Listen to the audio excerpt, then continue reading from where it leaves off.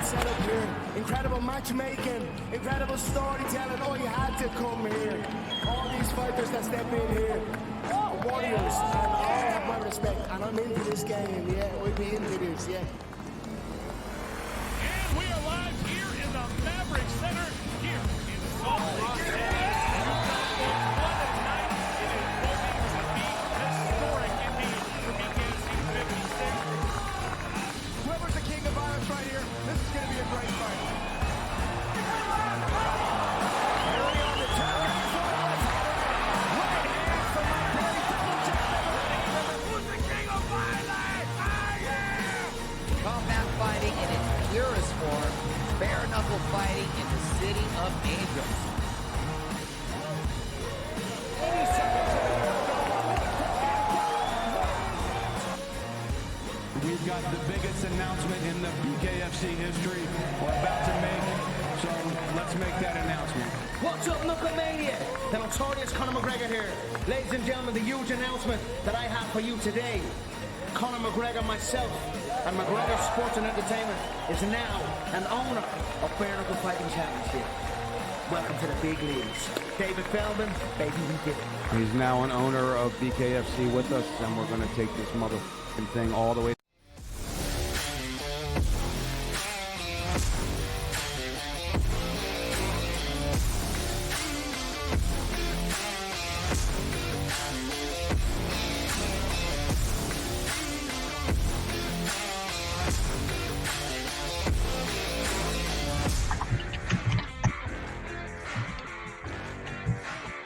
All right, welcome in-game live prime time here on this football Thursday. That is right. The NFL preseason is back here. A couple of games on tap underway right now. We'll get you caught up with the Patriots and the Panthers, and of course the Giants in a hailstorm at MetLife. They are taking on Detroit. They still don't like one another, and this is some interesting football we're consuming there. Scotty Wetzel in the house here as we ride with you guys for about the next hour and 55 minutes. Couple of late baseball games we'll get to. Couple of games currently underway. A lot of day baseball here today. But the story of the day here, Scotty, how about it? Team USA. Oh, there's no way to lose, right? Oh, just give them the gold. Oh, there's nothing to work. Yeah, okay, well, the Joker had different ideas on who was going to get that gold. And if it wasn't for the old guys, Scotty, on the roster and Team USA, Steph Curry, LeBron James, Durant, even Embiid, my goodness, what a fourth quarter, what a comeback, and what a win in this one by Team USA. And you know what? They didn't come close to covering, obviously, but how much fun was that to watch? Finally, they got tested, and we were wondering what they were going to be made of, and guess who they had to rely on at the end of the day in order to be able to win it? Yeah, good old Steph. How about that? Thank God it wasn't LeBron. Although LeBron had a good game. Hey, a little pop quiz. A chance for you to make some money at the water coolers at work or at the bar tonight. And this pertains to tonight's or last night, however we're going to describe this morning's game, right? It's a two-possession game, final 2 minutes, Joe, and Serbia has the ball. USA is cruising, right, and rocking and rolling, and Serbia turns the ball over, which for me, for all intents and purposes, ended things. Little pop quiz. Which side of the court is bigger? The front court of an NBA or of any basketball, any high school, gym, whatever the case. Which side of the court is bigger? The first, the back court or the front court?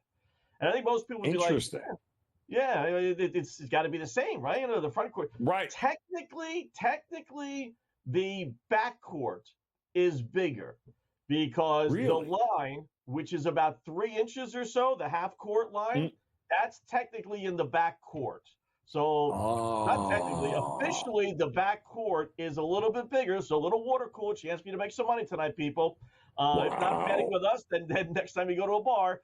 And because of that, there was a deflection. Well, maybe it wasn't a deflection, but one of the Serbian players, I think it was Bogdanovic, loses control of the ball. Ball hits the line, which, remember, is the back court. They turn the ball over, give the ball back to Team USA up 5. And for me, that was basically it. But a little little pop quiz there you can test your friends on. So being the world-class referee official that I am in AAU basketball, I know certain things like that. So, but that was a great game, right? 95, down 17, and Team USA comes back and wins. Phenomenal game. I would have definitely said they're the same, but that's a very interesting. That's a very interesting note there, and it ended up costing Serbia among other things there. But LeBron James now 16, 12, and 10, the first player to post 2 triple-doubles in Olympic basketball history, 9 3-pointers for Steph. But ultimately, I mean, he finished with 36. Embiid had 19. Durant was there when they needed him. It really was. The old guys showed up and showed out in this one. And now, of course, they get to host or they get to take on the host country there, France, for gold, and Germany and Serbia will go at it. It was another good day for medals, by the way, for Team USA here. 103 in the total medal count, 30 gold, still one better than China right now. And, of course, we have the women's basketball gold medal still to come. I don't think anybody remaining on the women's side, Scotty, is going to maybe push them like Serbia just pushed the U.S. Do you think? Yeah, let's hope not, because I got a nice little men's gold, women's gold parlay that is barely live, but barely. But I did survive. So let's hope. But you never know, right? I mean, USA with 16 and a half, 17-point favorite over Serbia. So and for all likelihood, they should have won the game. So you never know. But the women, even going into the tournament, the women were considered bigger favorites than the men. There were a couple of teams, Germany, France. So let's hope Team USA on the women's side doesn't have to struggle like they did. But I haven't lost, Scotty, since '92. Yeah. This team has not lost since 1992. It's unreal. And not only that, Joe, they've only won 2 of those games by less than 10 points. I think it's 58 straight now. 58 straight games, and every one except 2 have been by double digits. I mean, men, okay, maybe they get upset by, there's a lot of good men players around the world, right? But women, it just isn't, So they are so dominant. If they were to lose, that would be the biggest upset of the games by far. So keep your fingers crossed. But that was a lot of fun. There was the first time, they asked to play a little defense. I was telling Jack, our producer, Joel Embiid should Google, this new thing called Google. Google boxing out, Joel, because, I mean, my goodness, time after time after time, second, third chance shot. No one knows how to box out, Joel, because in the NBA, you don't play any defense, right? And you saw that today. I mean, they were so lucky. Serbia, 0 for 9 from three-point land in the fourth quarter. They had 13 threes the first 3 quarters. They just choked and could hit the broadside of the bar in the fourth quarter. So, Team USA escapes. No, and Anthony Davis got pushed there. Joker did his thing. I mean, he got other guys involved. Bogdanovic made a whole bunch of threes.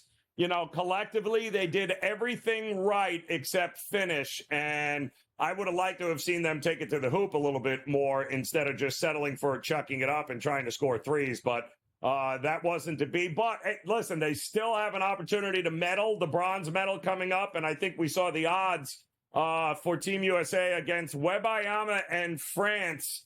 14.5, maybe, I think it is. If we saw, there you go, 14.5, 180.5 here. I think that's an interesting total too, Scott. I mean, France known to play some defense here. Everyone kind of thought this might be what we'd be looking at in a final. I still can't lay 14.5. Can you? No. And FanDuel now, Joe's got it up to 15.5. So people are betting USA. Boy, I don't know. They've only covered one game? When you go back to the exhibition game, they've only covered the one. Yeah, right. So that's it. I mean, and they're not even coming close. So, and not even when it was a minus 17 today or 16.5, did they come close? You mentioned France is the home team. I mean, this is going to be a dead set, obviously, road game. And France does like the low scoring games with Wembayama in the middle. So I would be on the under, and I think I'd be on France too. France under parlay. Yep.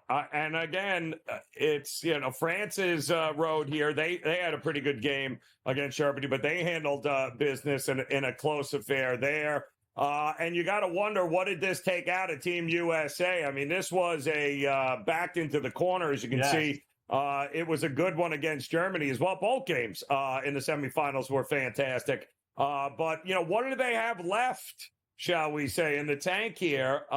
They got enough to get the gold. I think it should be a good one. And how about it? Wembayama on the big stage, the future of the NBA against the old guard, Scotty. It feels like it's much must-watch television, no? Yeah, absolutely. And you said it, Joe. This guy, listen, there were some doubts him coming in. We've seen a gazillion big men, struggle with all the hype coming in, right? But he certainly lived up to it in the first season in the NBA, and he's, living up to it now in the Olympics. That should be a great, absolute must-see. I hope they push that back as much as possible for us to be able to watch. I agree. I agree. I think it's going to be great. We do have an update in the NFL preseason. 2 games going on. We'll touch base with them as in-game live primetime will continue on this Thursday on the grid. Come back and join us.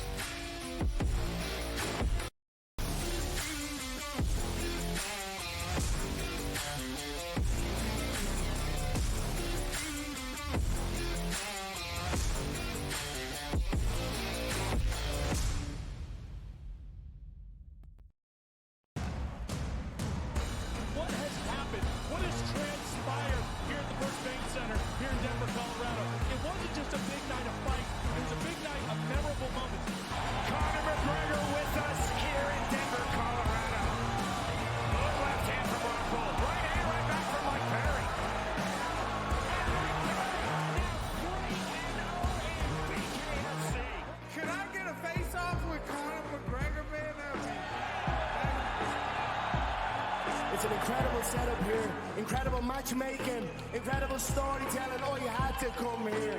All these fighters that step in here are warriors, and all have my respect. And I'm into this game, yeah. We'll be into this, yeah. And we are live here in the Maverick Center, here in Salt Lake City, Utah, folks. What a night it is going to be. Historic indeed for BKFC 56. Whoever's the king of violence right here, this is going to be a great fight. Harry on the top. Right hand from my Perry, double jab. Who's the king of violence? I am! Combat fighting in its purest form, bare knuckle fighting in the city of angels. 80 seconds remaining. We've got the biggest announcement in the BKFC history we're about to make, so let's make that announcement. What's up, Knucklemania? The notorious Conor McGregor here. Ladies and gentlemen, the huge announcement that I have for you today. Conor McGregor, myself, and McGregor Sports and Entertainment is now an owner of Bare Knuckle Fighting Championship. Welcome to the big leagues. David Feldman, baby, we did it. He's now an owner of BKFC with us, and we're going to take this motherfucking thing all the way to the top now.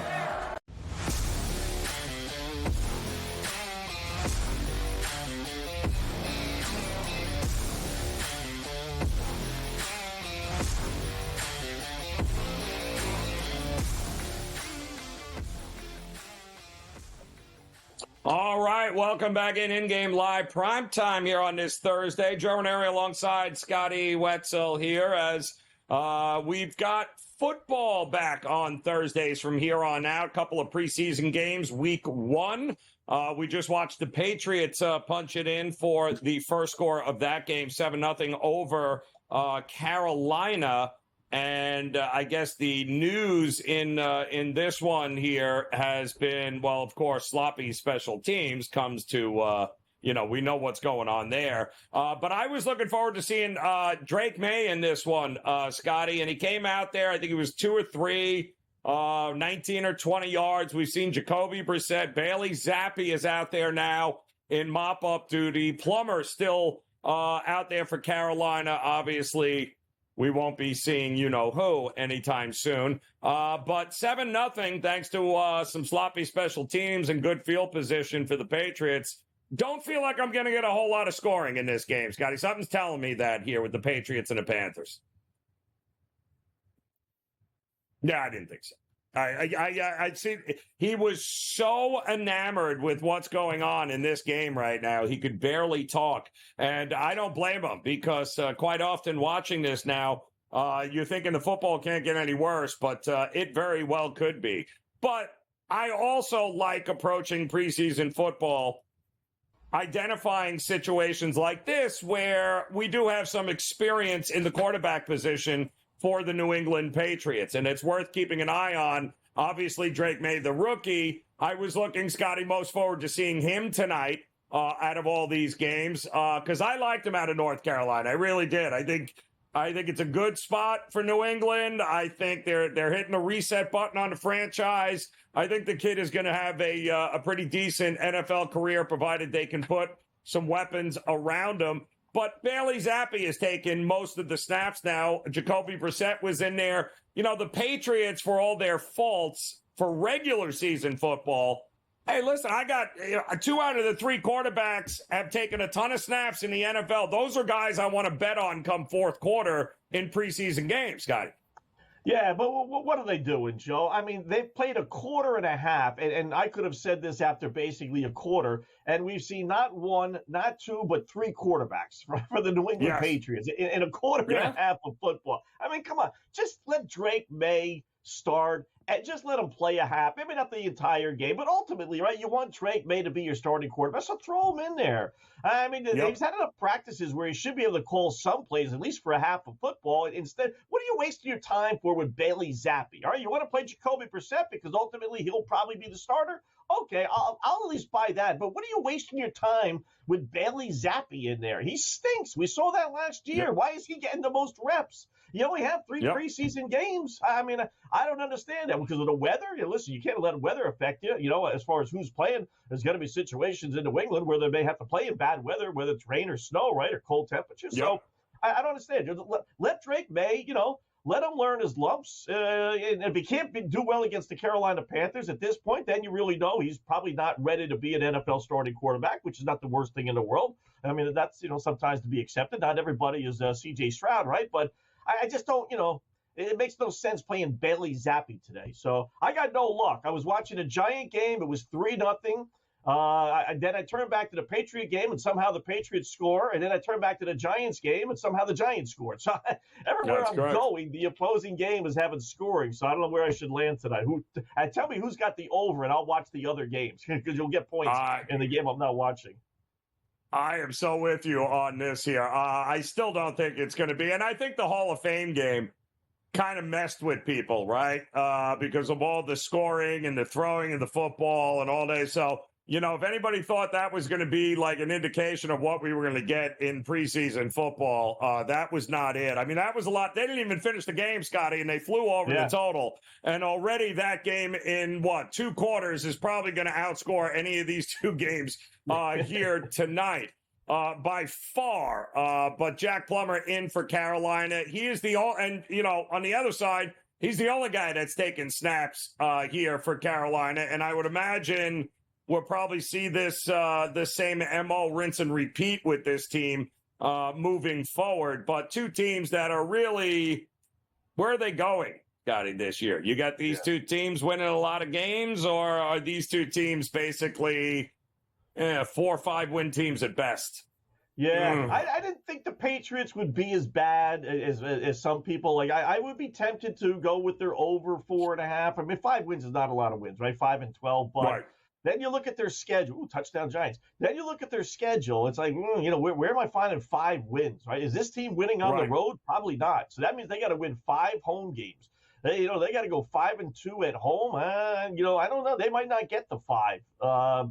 Unless Drake May comes out and lights up everybody. But even Carolina, I mean, I'm down on Carolina more than I am the Patriots. I think Carolina's going to stink again. I'm no fan of Bryce Young. The fact that they're not playing Bryce Young tonight, Joe, again, same thing, same philosophy. What is the harm of playing Bryce Young? Let him get out there. I don't care if it's second stringers for the Patriots or third string. Let him get some success. The guy had so little success last year. Let him feel good coming off the field, throwing a couple of touchdowns. Even if they had second and third stringers, right? I mean, I don't get it. Yeah.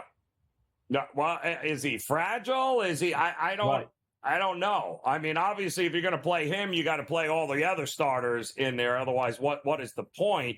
Right. It doesn't appear, though. I read also today, Scotty. The word is that you can expect, and here we are laughing at why aren't you playing Drake May? Well, why are you playing Joe Burrow this week in game one? Yes. Apparently Burrow's like, I'm playing. So now all of a sudden, you can't have it both ways, right?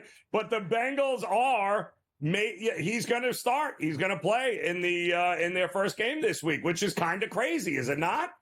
It is, because that guy is so injury prone, right? I mean, despite what I just said about these guys, should be playing. I mean, him and Josh Allen too. Buffalo coming out saying we're playing our guys for about a quarter or so against the Chicago Bears Saturday in the preseason game. There's got to be a happy medium on who to play and who not. But I would not be playing Joey B. No way. 4 seasons he's played in only 3 preseason games. This will be his 4th in 4 years. Unbelievable. Wow. All right, we'll have more on the NFL preseason plus some MLB when In-Game Live Primetime continues.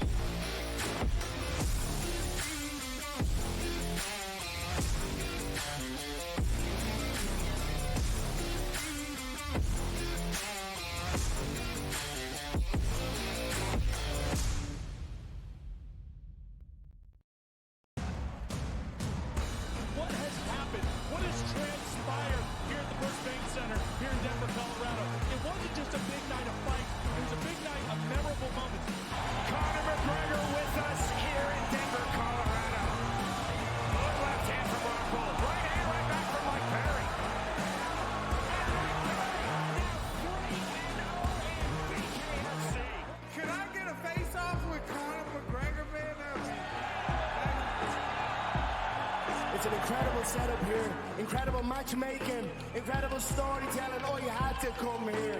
All these fighters that step in here are warriors, and all have my respect. And I'm into this game, yeah. We'll be into this, yeah. And we are live here in the Maverick Center, here in Salt Lake City, Utah, folks. What a night. It is going to be historic indeed for BKFC 56. Whoever's the king of violence right here, this is going to be a great fight. Harry on the top. Right hand from my Perry, double jab. Who's the king of violence? I am! Combat fighting in its purest form, bare knuckle fighting in the city of angels. 80 seconds remaining. We've got the biggest announcement in the BKFC history we're about to make, so let's make that announcement. What's up, Knucklemania? The notorious Conor McGregor here. Ladies and gentlemen, the huge announcement that I have for you today. Conor McGregor, myself, and McGregor Sports and Entertainment is now an owner of Bare Knuckle Fighting Championship. Welcome to the big leagues. David Feldman, baby, we did it. He's now an owner of BKFC with us, and we're going to take this motherfucking thing all the way to the top now.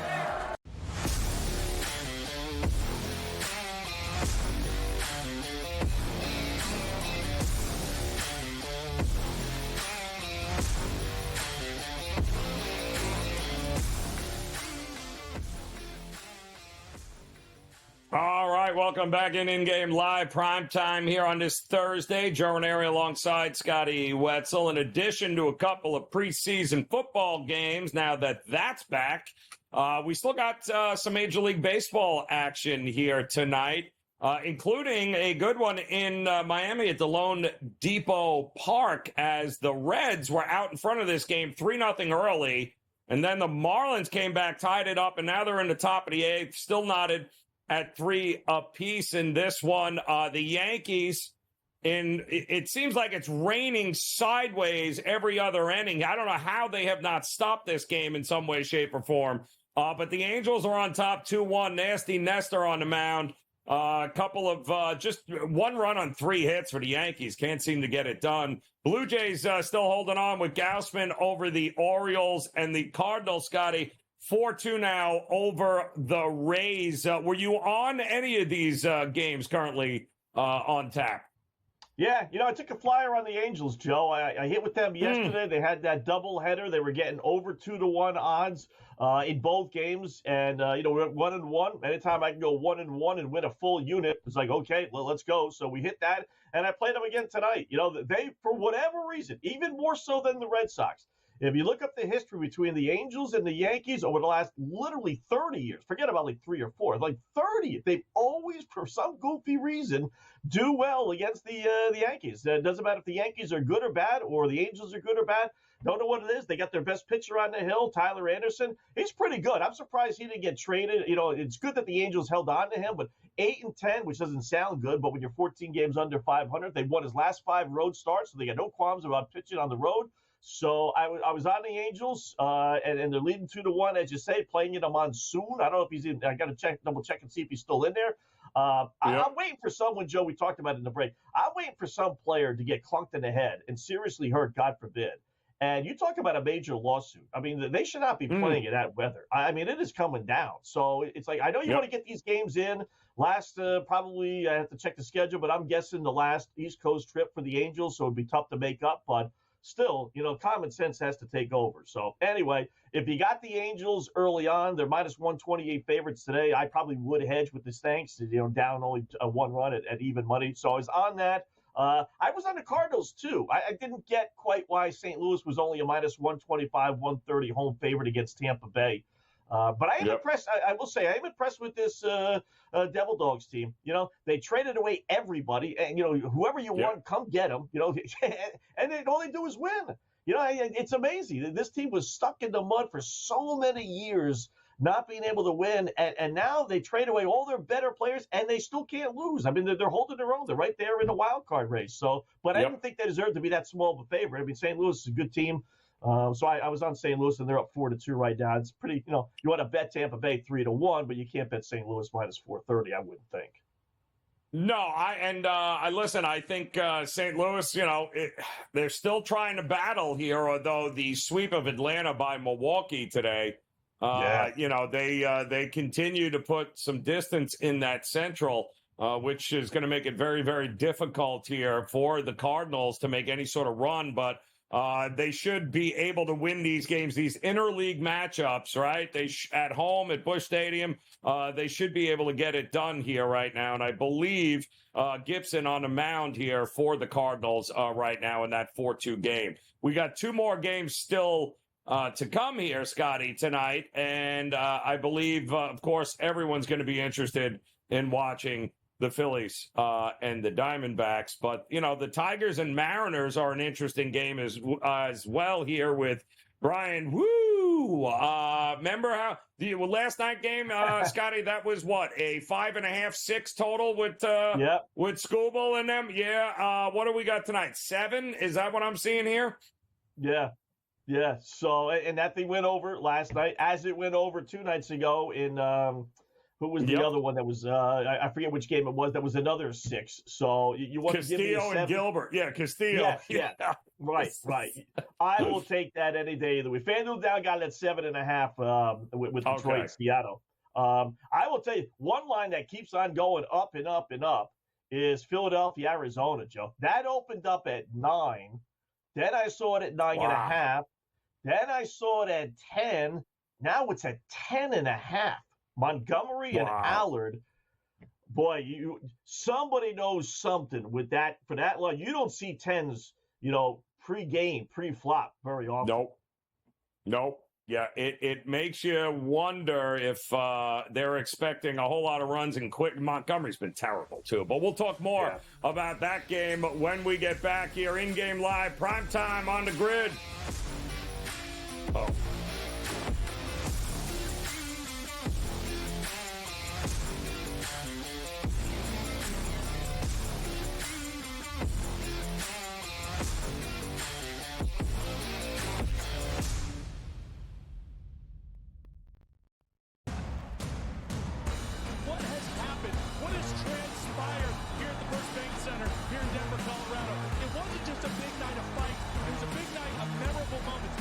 Conor McGregor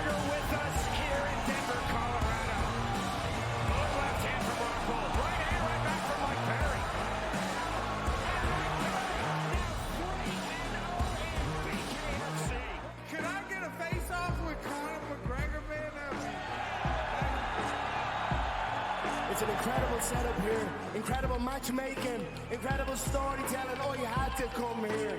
All these fighters that step in here are warriors, and all have my respect. And I'm into this game, yeah. We'll be into this, yeah. And we are live here in the Maverick Center here in Salt Lake City, Utah. Folks, what a night. It is going to be historic indeed for BKFC 56. Whoever's the king of violence right here, this is going to be a great fight. Harry on the top. Right hand from my boy, double jab. Who's the king of violence? I am! Combat fighting in its purest form, bare knuckle fighting in the city of angels. 80 seconds remaining. We've got the biggest announcement in the BKFC history we're about to make, so let's make that announcement. What's up, Knucklemania? The notorious Conor McGregor here. Ladies and gentlemen, the huge announcement that I have for you today. Conor McGregor, myself, and McGregor Sports and Entertainment is now an owner of Bare Knuckle Fighting Championship. Welcome to the big leagues. David Feldman, baby, we did it. He's now an owner of BKFC with us, and we're going to take this motherfucking thing all the way to the top now.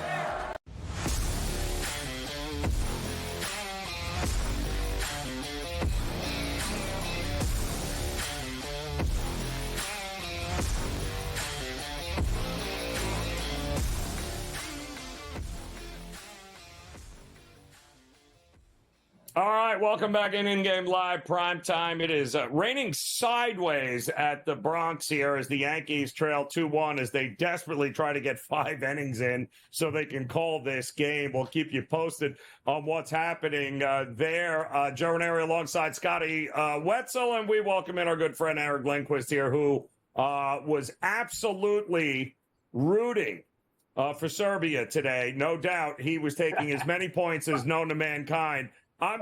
We all were. Do not act like you were laying anything with Team USA. It felt like the smartest bet on the board, but my goodness, leave it to the old guys, Eric, to get it done late when it matters the most.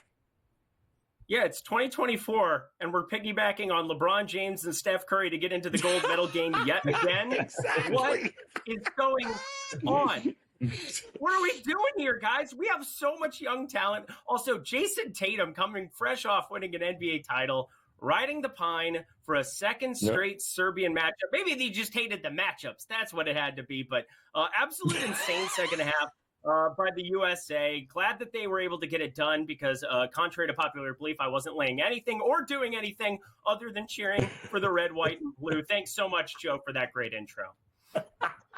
So, is this a? I'm surprised you didn't come out with a Serbia hat here. You know, I think it's true. So, is this a pro? Do we take the final quarter, Eric, and say, okay, that's Team USA? Ooh. Or do we wonder, like, what was happening for the first 3 quarters? Because everything said and done, they were, 17-point favorite, and they were down 17. So what side do you look at? It was a great game, great finish. I watched it, everything else, but, a little disappointed in the first 3 quarters versus the last quarter, obviously. Yeah, no doubt. I mean, it was Steph Curry putting the team on his back in the first half. I mean, we weren't even in that basketball game if we don't have his shooting in the first quarter. And then it just kind of snowballed a little bit there towards the end. Nikola Jokic started doing that slow clock thing, the slow inbounds. I think Serbia kind of got out of a rhythm as a result of it. Just offensively didn't have a whole heck of a lot that they brought to the table in that final frame. 15 threes in the first 3 quarters, 0 in the fourth quarter. I know that stat's getting thrown out a lot, but it can't be emphasized enough. Drew Holiday on the perimeter, he's a problem. Bogdan Bogdanovic became his little buddy there in that final frame, and boy, did we need every bit of it. Yeah, so it's going to be an interesting final, is it not? What is the matchup you think looking ahead with I mean, there's still 14.5, 15.5, so the money keeps coming in on Team USA, but are you worried maybe a little bit of a slow start, or do you think they've got the right matchups here ready to roll, including Tatum? 16.5 is a gigantic number for a gold medal game in this spot. in France, in enemy territory. That's the other part of this that I find to be astounding is you don't run into this scenario basically ever. I mean, you look at previous Olympics, it's not like anything that was off of U.S. soil was all that competitive on the basketball floor. And so France hosting it and being 16.5-point dogs, for me, the big matchup is how France can utilize Rudy Gobert, who's basically been put in bubble wrap. You have to have him on the floor against Joel Embiid. There's no choice.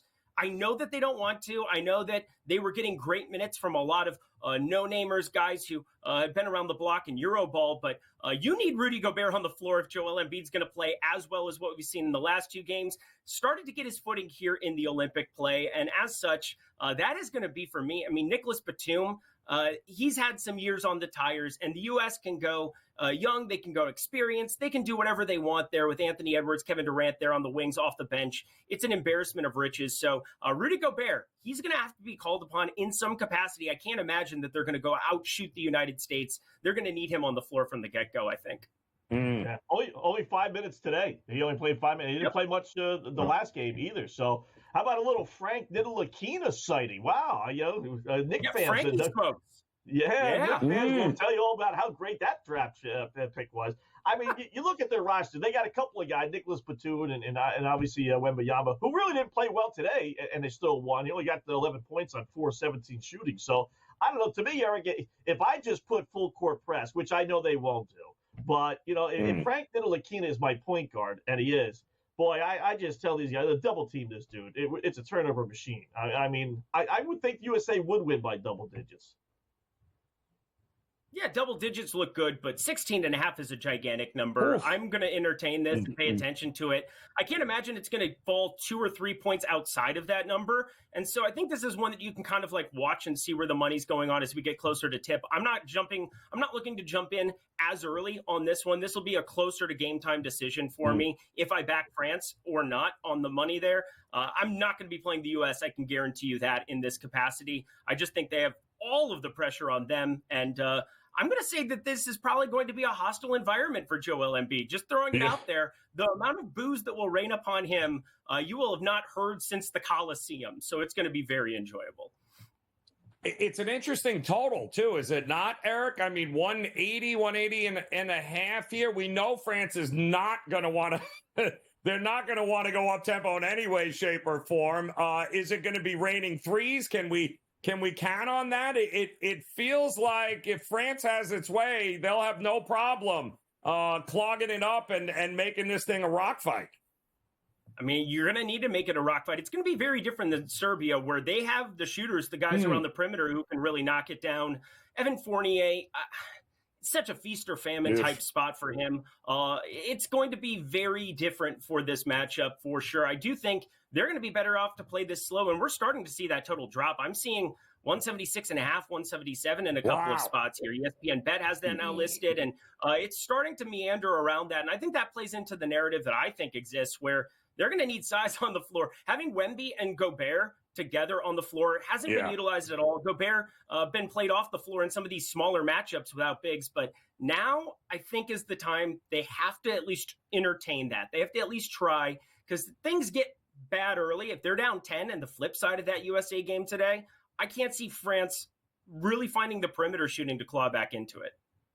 Have we found our 6, Eric? You got James and Embiid, Booker, Holiday, Curry, and Durant, the only ones with more than 13 minutes. You think we'll have that again in game, the championship game, or that was just today? I think because of the game script, because the USA went down early, and because of the shooting of Steph Curry, you had to keep Steph Curry on the floor for as many minutes as humanly possible. So Derek White, as much as I love him and love his efficiency numbers for Boston this year, it made sense to ride with the old guard. It made sense because Steph Curry, LeBron James spearheading the attack, and then Kevin Durant off the bench didn't even necessarily get utilized the same way there because they went to the low block with Joel Embiid. They played the mismatches with Jokic in foul trouble. And that's what I think the USA team is just so ridiculous at, is playing to whatever the game script is, playing to the matchups and being able to utilize those. And I know I'm just beating a dead horse, but it comes back to, you look at the matchups on the French side, they're going to need Wemby to shoot it out of the gym to be able to win this one. Wemby is going to have to play much, much better than he did in the semifinals. Nobody's going to be questioning that. But Anthony Davis, Bam Adebayo, you have an embarrassment of riches coming off the bench if there's foul trouble, if there's any kind of an issue with Embiid trying to go up against Wembanyama. I think that there's so many ways that they can play chess.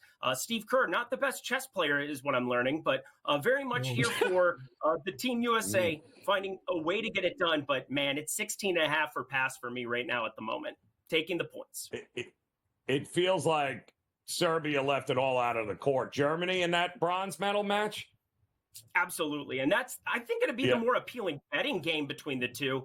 Germany is a team that's had so much experience in FIBA, now playing a couple of games here now at the international stage. And Serbia has as well. I don't want to completely besmirch it, but they're a two-man show. I mean, that is what it comes down to. As much as Misic played well in the earlier stages, Germany is a completely different ball of wax. I don't know how to say that in German, but I'm very much here for Dennis Schroeder playing better the second time around as well. I think that they have enough ancillary pieces that can get it done on the perimeter. Again, the 2 feet closer on the line and being able to knock down threes here, I think Germany, they have so many ways to get it done, whereas it is all Jokic. It is a huge burden to carry for him in this bronze medal game.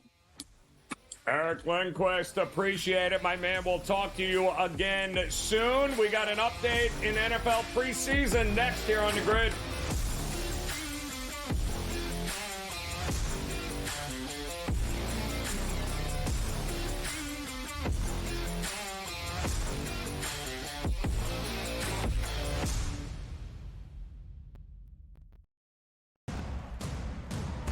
What has happened? What has transpired here at the First Bank Center here in Denver, Colorado? It wasn't just a big night of fight. It was a big night of memorable moments. Conor McGregor with us here in Denver, Colorado. Good left hand from Rockhold. Right hand right back from Mike Perry.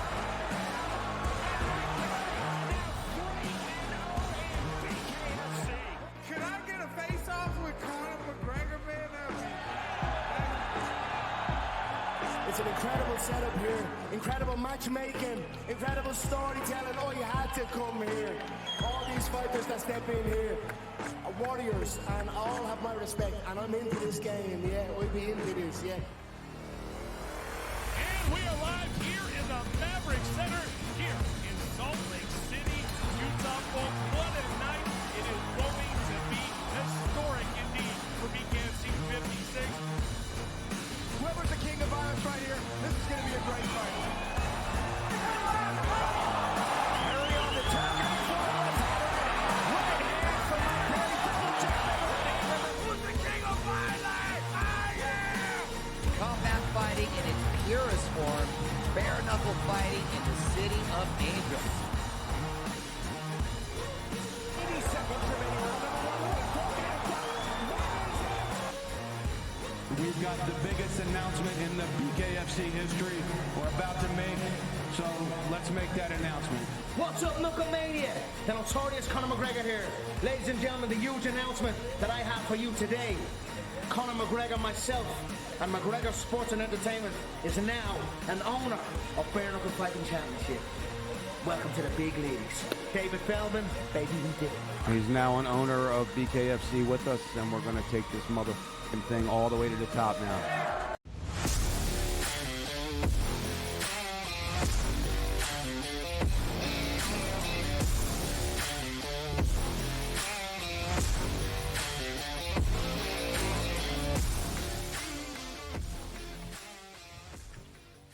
All right, welcome back. We've got a update here from the Bronx, and they're hoping any sort of F5 tornado lands now because the Angels have now just absolutely destroyed and blew open this game here against the Yankees. So if I'm the Yankees, I'm hoping a significant rainstorm continues and they just call the game at this point. Because, Scotty, what the hell's the difference? 7-1? Is that what we're looking at right now? They just keep 8. They just keep running around the bases. What is going on? You know, if I'm the Angels, right, I tell my guys, stop scoring, guys. We got to get to the bottom of the 5th here. We don't need any more runs. Let's get through 5 before they call it. You know, they call it top of the 5th inning in an 8-1 game. I still don't know. And I've asked many baseball experts, and I've looked it up. I still don't know. I have no qualms admitting this, why they suspend certain games or just wipe out certain games. I don't know what is the barometer of why you get a game suspended versus just, well, you didn't play 5 innings, we got to start all over again. So good point. Knowing that, if I'm the Angels, I'm like, yeah, guys, please, strike out.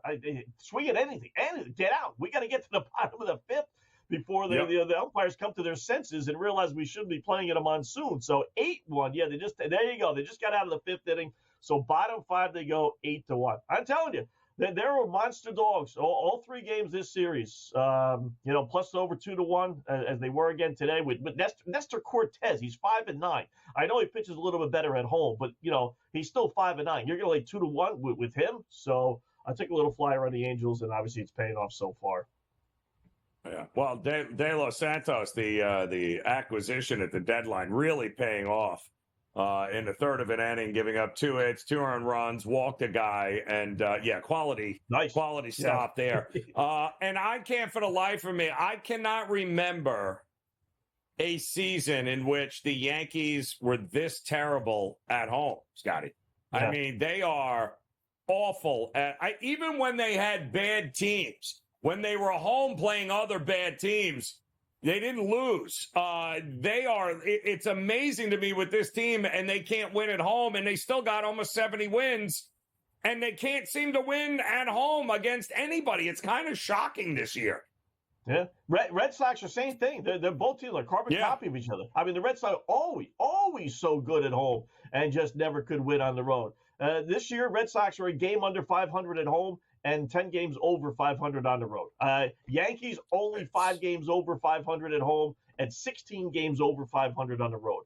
I don't know how you explain that. I mean, I will say this about the Red Sox. It's filled with a bunch of left-handed hitters, which is why I think the team struggles at home because of the short left field wall. I mean, they got it backwards as far as their home ballpark. But the Yankees, that's not necessarily the case with the Yankees, right? They got some left-handed bats. Nope. To take care of take advantage of the right field short fence there. So. Kind of weird, You got the Toronto last place Toronto Blue Jays that are like playing basically 500 at home, and yet somehow or another the Yankees and Red Sox, can't necessarily do that. So 8-1. You lose 2 out of 3 to the Angels. That's not good for the Yankees. Yeah. No, that's not. Just when you thought they turned a corner. And by the way, it's raining for both teams, so don't hand me that.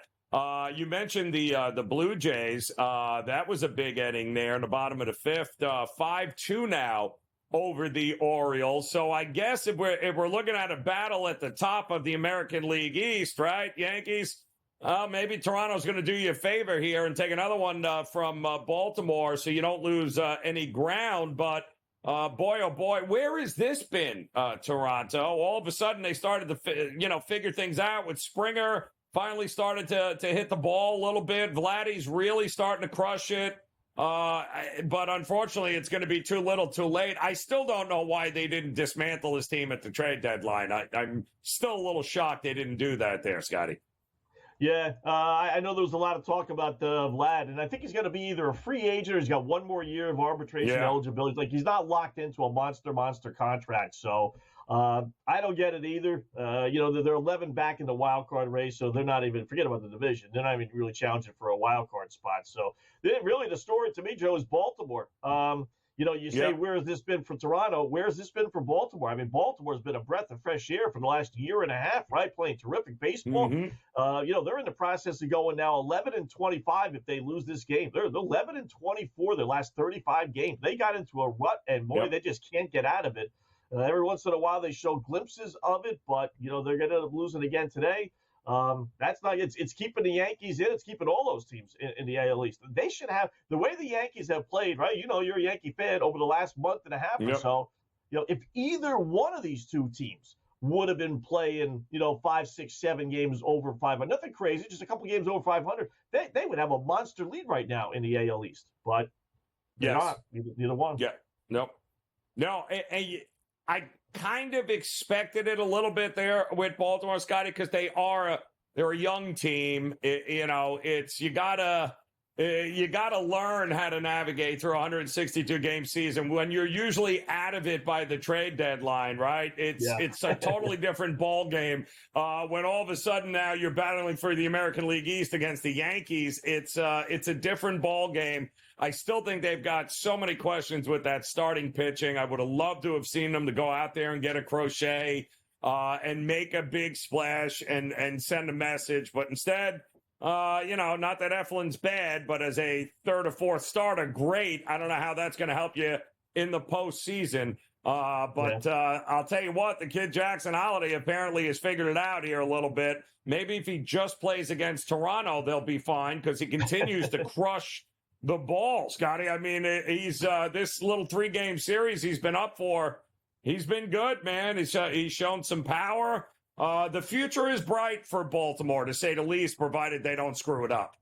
Yeah, definitely, right? But there was a time, Joe, in a 5-2 game 6th inning, right? Plenty of time, 4 innings left. You could get the Orioles at plus 830 now. Well, you'd be all over that, right? That's exactly what you wanted because they always came, always. But not now. Yep. Now I don't have that kind of faith in them. No. Yeah, they look like they're going through it. Philadelphia was a team also that maybe overperformed in the first half of the season. Looks like they've come back a little bit. They got a big game coming up. We'll talk about that. We'll talk about Detroit and Seattle, and we'll get you an update across the board in the NFL preseason as in-game live primetime continues here on the Grid.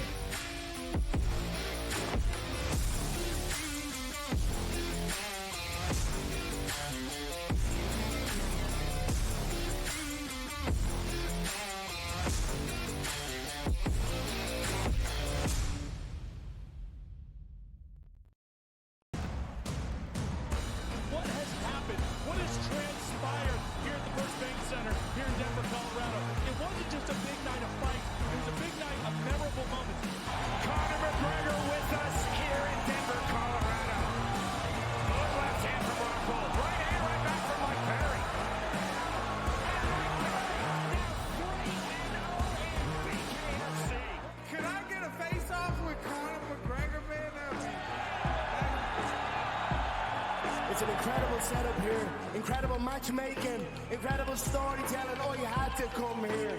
All these fighters that step in here are warriors, and all have my respect. And I'm into this game, yeah. We'll be into this, yeah. And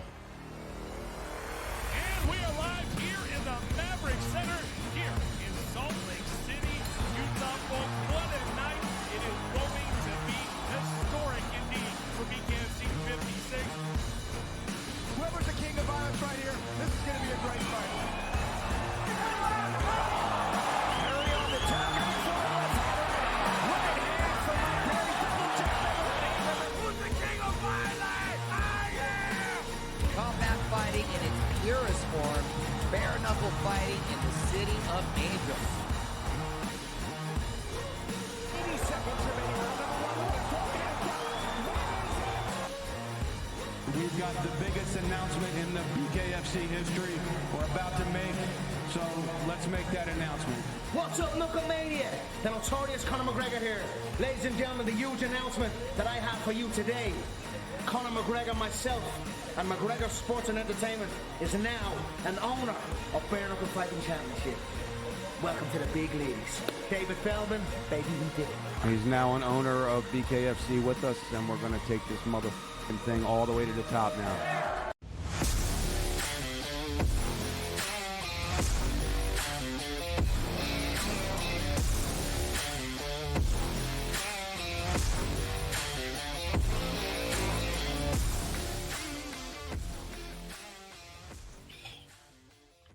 All right, welcome back in here, in-game live, primetime on a Thursday, a football Thursday, as we've got a couple of preseason games. Week one of the NFL preseason underway here between the Patriots and the Panthers, as Bailey Zappi getting no help from the wide receivers right now in this one. And we've got the Giants and the Lions, who have given us quite the sound bites and quite the video clips throughout the week of practice there, as they have beaten the living snot out of one another. And here they are at MetLife now, going at it. We also, Scotty, have extra innings coming our way for Cincinnati and Miami, oddly enough. Cincinnati coming up in the top of the 10th inning right now. It might not be a bad spot with the top of the order coming up for the Reds in that one. Also still 5-2 Blue Jays, Orioles, 4-2 Cardinals, Rays, and the Yankees are just embarrassing. 1 run on 3 hits. They're losing again to the Angels now, 8-1, and I think Toronto just scored another run to make it 6-2. If they didn't, if you folks have not heard earlier, and I don't know what took them so long, but the White Sox, the historically worst team, Scotty, in the regular season that we've seen in a very, very long, maybe the single worst, which is saying a lot, have fired their manager today. Pedro Griffin got fired. And I can't believe, because now I'm sure they're going to rattle off a quick 20-game win streak now because the manager is the problem with the White Sox. Makes total sense. I don't know what took them so long. Yeah, exactly. I think they still mathematically alive for a wild card spot. So, yeah, no doubt they'll put a couple of shekels on them at 2028 to 1. Yeah, right. I really believe, Joe, and I said this on my podcast, I think, listen, after 14, 15, 16 losses, they said, all right, that's it. It's not working. He was here last year. This year, it's just not working. But let's give the guy a reprieve. He's a nice guy. Let him win one before we fire. We don't want to fire him with a 15, 16, 17-game losing streak right on his resume. Right. So he gets to 21. They say, all right, he's won. Now, we can't fire him after a win, obviously. So the next loss after they finally break the losing streak, that's when we'll whack him, right? And it worked out perfectly that they had a day off today. So I think that's exactly what they did. We have the manager/coaches fired system, which is really one of the best systems that we have. And it's going to be taken to the test. They open up a set against the Chicago Cubs tomorrow. I mean, you're going to have to put American money on the White Sox. I mean, there's not too many times I'm going to do that. In fact, this will be the only time I probably do that. But a system is a system. The coaches fired system in play tomorrow. I love it, Scotty. We also found out today that, am I crazy in thinking the Braves might not make the playoffs here, guys, after getting swept by Milwaukee? The Mets are now a half game better than them for that third wild card spot. When you think, Scotty, on July 9th, the Braves were 6 games ahead of the Mets on July 9th, and we're not even, just about a month later, the Mets are now a half a game better. And I think it goes from bad to worse for Atlanta. Call me crazy. I think this will be the first time we haven't seen them in the playoffs, I think, since 2000. Boy, it's been a while since the Braves haven't been in the playoffs, huh? I tell you, you can count. I'd have to look it up, Joe, but you can count, I know this, on one hand, how many times the Braves haven't been in the playoffs. I would go back to, all the Smoltz years. Remember when they won, 14, 15 straight divisions? I'd say only 2 or 3 times in the last 30 years. And I don't think they're going to make 2017 was the last time they missed. They gave up, Joe, 34 runs in a 3-game series against the Milwaukee Brewers at home. 34 runs. I mean, wow, they've lost 5 in a row. Again, they just had a 6-game losing streak. I think it was that they snapped that, but they've been decimated with injuries, and I think it's finally taken its toll. And I don't think they make it either. The way the Padres and Arizona Diamondbacks are playing, one of those 2 teams might make win the division, and the Dodgers will be coming in play for a wild card. So I don't think they make it. I really don't. And the schedule the rest of the way is not it's not hard, but the Braves have made every game hard for some reason. So even though the schedule is a little favorable, so is the Mets, and you just can't trust the Braves. I don't think this is something they can turn around, and they weren't all that active at the trade deadline, so Braves could be in trouble. First time since 2017 not to make the playoffs. Crazy. All right, we got another hour in-game live primetime coming your way here on the Grid.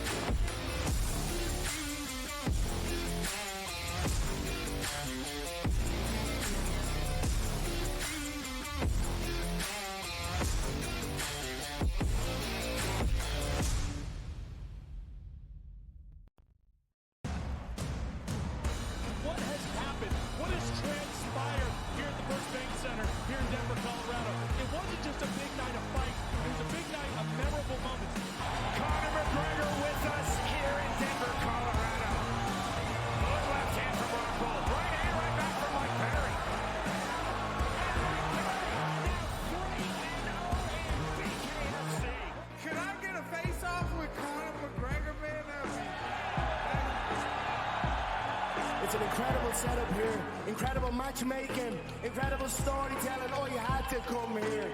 All these fighters that step in here are warriors, and all have my respect. And I'm into this game, yeah. We'll be into this, yeah. And we are live here in the Maverick Center here in Salt Lake City, Utah. Folks, what a night. It is going to be historic indeed for BKFC 56.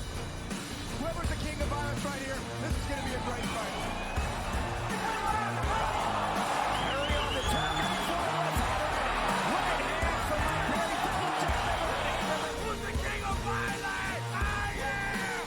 Combat fighting in its purest form, bare knuckle fighting in the city of angels. 80 seconds remaining. We've got the biggest announcement in the BKFC history we're about to make, so let's make that announcement. What's up, Knucklemania? The notorious Conor McGregor here. Ladies and gentlemen, the huge announcement that I have for you today. Conor McGregor, myself, and McGregor Sports and Entertainment is now an owner of Bare Knuckle Fighting Championship. Welcome to the big leagues. David Feldman, baby, we did it. He's now an owner of BKFC with us, and we're going to take this motherfucking thing all the way to the top now.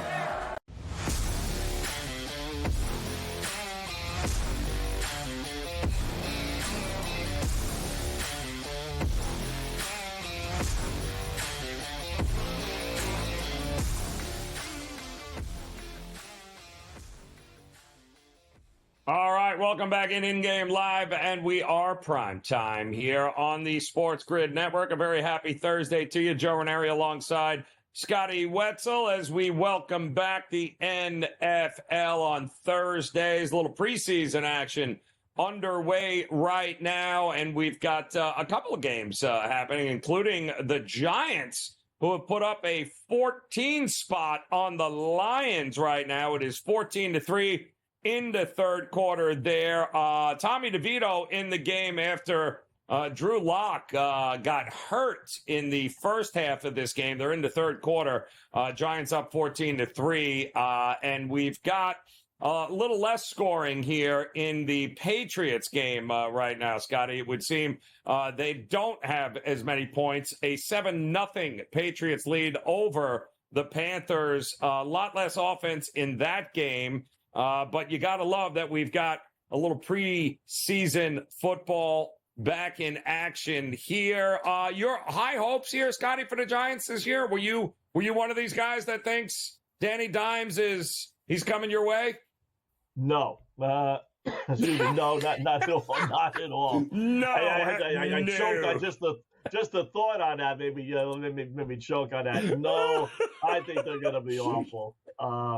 They by all accounts, it looks like Neighbors is going to be a pretty good player. So I'm more than happy with them taking the best wide receiver, the second best wide receiver, supposedly behind Harrison in the draft. Right, looks like he's going to be the real deal. But do I think that Danny Nichols, as I like to call him, is going to lead that team to the promised land? No, this is going to be a wasted year. They really. This goes back to 2 years ago when they decided not to pick up his fifth-year option. For whatever reason, the quarterbacks at that point didn't make that much money. He showed a little something after the first 3 years, but you kind of got a sense he's probably not it. But what's the difference? $20 million. Who cares, right? You can throw that right. And they didn't pick it up. And his fourth year, he had the great season, and they were forced to give him a new contract. Whereas if they would have picked it up, they could have had the fifth year being last year. See, he stinks again, and realize, okay, let's part ways and go, different directions. But they didn't. They gave him a fat contract. This is the second year, the last year of guaranteed money. What's going to happen, Joe? Like, best case scenario, right? They're over under is 6.5. So let's just say they go 8 wins, 7-8 wins. I mean, do you spend another year with Danny Nichols as your starting quarterback the following year? You're not probably going to be in the top 5, 6, 7 draft wise. So it's like this is like a complete wasted year. Unless they get to 10, 11 wins, which they're not going to do, they're better off going 2, 3, 4 wins, getting the top 5, 6 pick. And really just kind of turning around. Now, will a head coach survive? Don't know. But at least 14-3 tonight, they're doing it. I did love them, I must say. I thought this was the best bet on the board tonight. And I would even probably lay the 11.5. Detroit wants no part of this football game. Dan Campbell, their head coach, basically said that. He rested all his players. His backup stinks. So I think the Giants, I love them playing the 3.5, and I would even lay the 11.5. And then Carolina, Joe, if you're a Panthers fan, they're midway through the midway through the third quarter. Excuse me. They got 70 yards total offense. I know it's not Bryce Young, but, 70 stinking yards of total offense. This team's going to stink. I'm sorry, whether it's Bryce Young or Jack Plummer, you're not getting a whole lot of hope in this Carolina Panthers game so far. No, we didn't expect a whole lot of excitement out of these two games. Tomorrow and the rest of the weekend, I think, are some interesting storylines. You do have the Reds, by the way, extra innings scored 2 in the top of the 10th. They're still batting, so it's 5-3 Reds over the Marlins. We got 2 games coming up this hour that remain on the slate and the schedule here, including a same-game parlay. Scotty, what do you got going for us here in one of these games? Yes.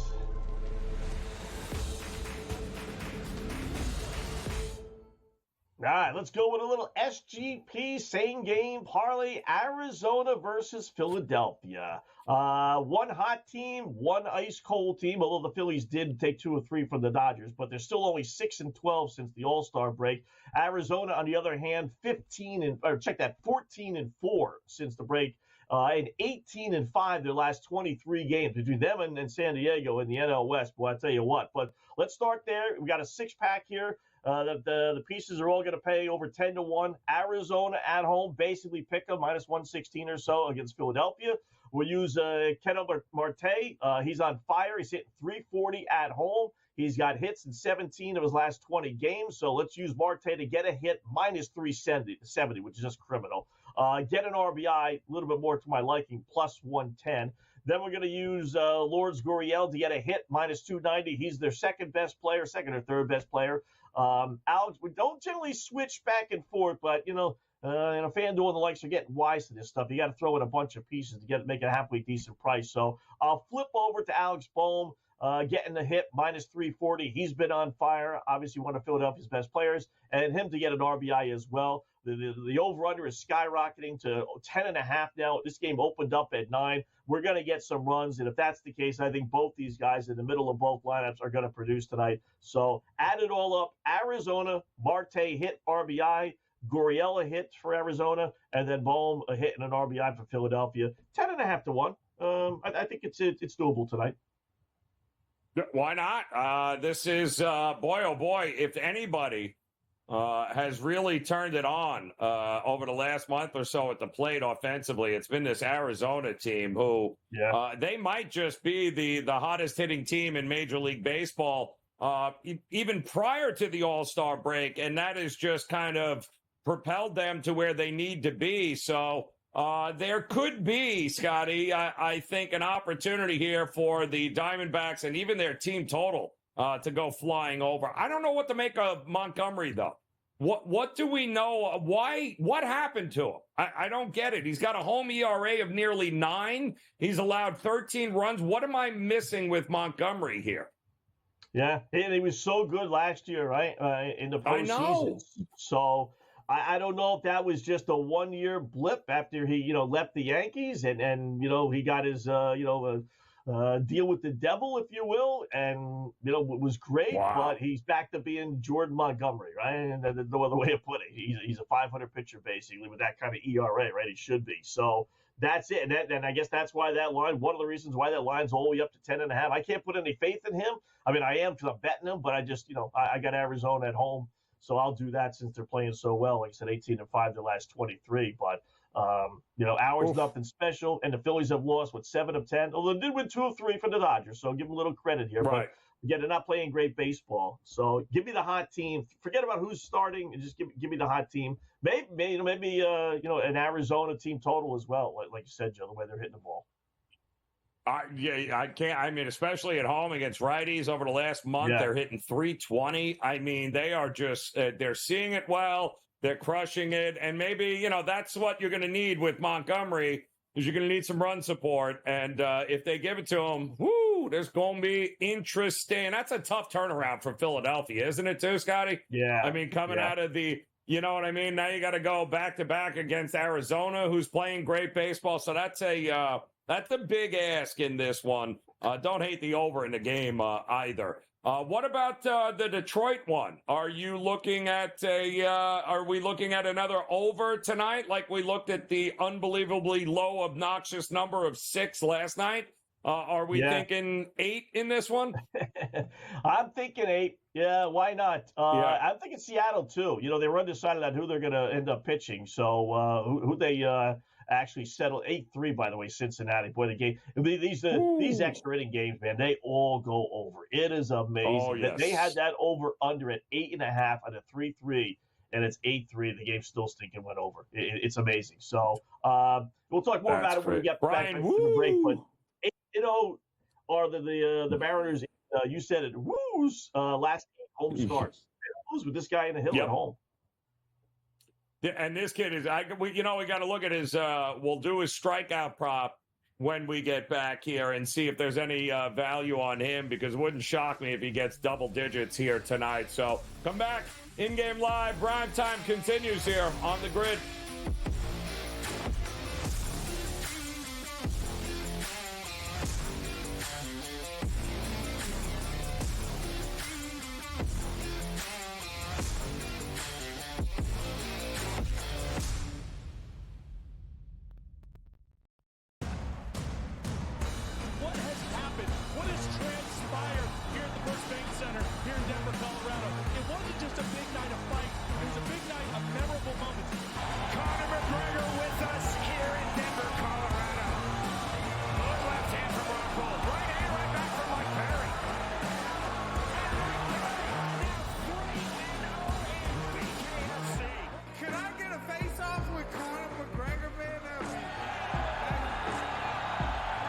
It's an incredible setup here, incredible matchmaking, incredible storytelling. Oh, you had to come here. All these fighters that step in here are warriors, and all have my respect. And I'm into this game, yeah. We'll be into this, yeah. And we are live here in the Maverick Center, here in Salt Lake City, Utah. Folks, what a night. It is going to be historic indeed for BKFC 56. Whoever's the king of violence right here, this is going to be a great fight. Harry on the top. Right hand from my Perry. Double check. Who's the king of violence? I am! Combat fighting in its purest form, bare knuckle fighting in the city of Angels. 80 seconds remaining. We've got the biggest announcement in the BKFC history we're about to make, so let's make that announcement. What's up, Knucklemania? The notorious Conor McGregor here. Ladies and gentlemen, the huge announcement that I have for you today. Conor McGregor, myself, and McGregor Sports and Entertainment is now an owner of Bare Knuckle Fighting Championship. Welcome to the big leagues. David Feldman, baby, we did it. He's now an owner of BKFC with us, and we're going to take this motherfucking thing all the way to the top now.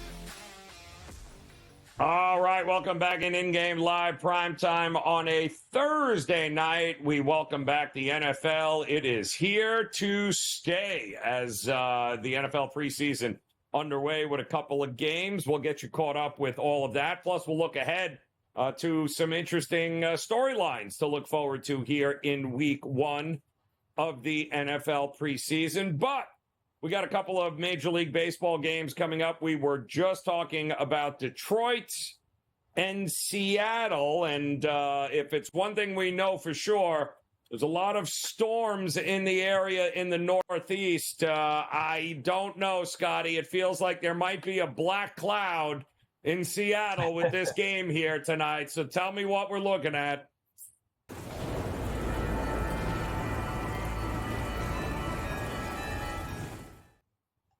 All right. Yes, sir. We're going to go back out west instead of Arizona. We're going to go to Seattle, Joe, as you mentioned. Black Cloud, double play, whatever your unit is, double it. Who knows? Maybe even triple it. I'm going to not necessarily buck the trends here, but I generally don't go under on strikeout totals, but I ain't going to do it tonight with Seattle. I love generally playing against Seattle, but I think we're going to get a bullpen by committee type of game for Detroit, so they don't post numbers in those situations. So let's go under 5.5 Brian Wu. Why? Detroit's kind of a middle of the pack. You know, honestly, they do lean more towards more strikeouts. I think they're right around 10th or so in strikeouts in all of baseball, which is a lot. But the number, this is clearly, it's a bad number. It really is. They're giving us 5.5.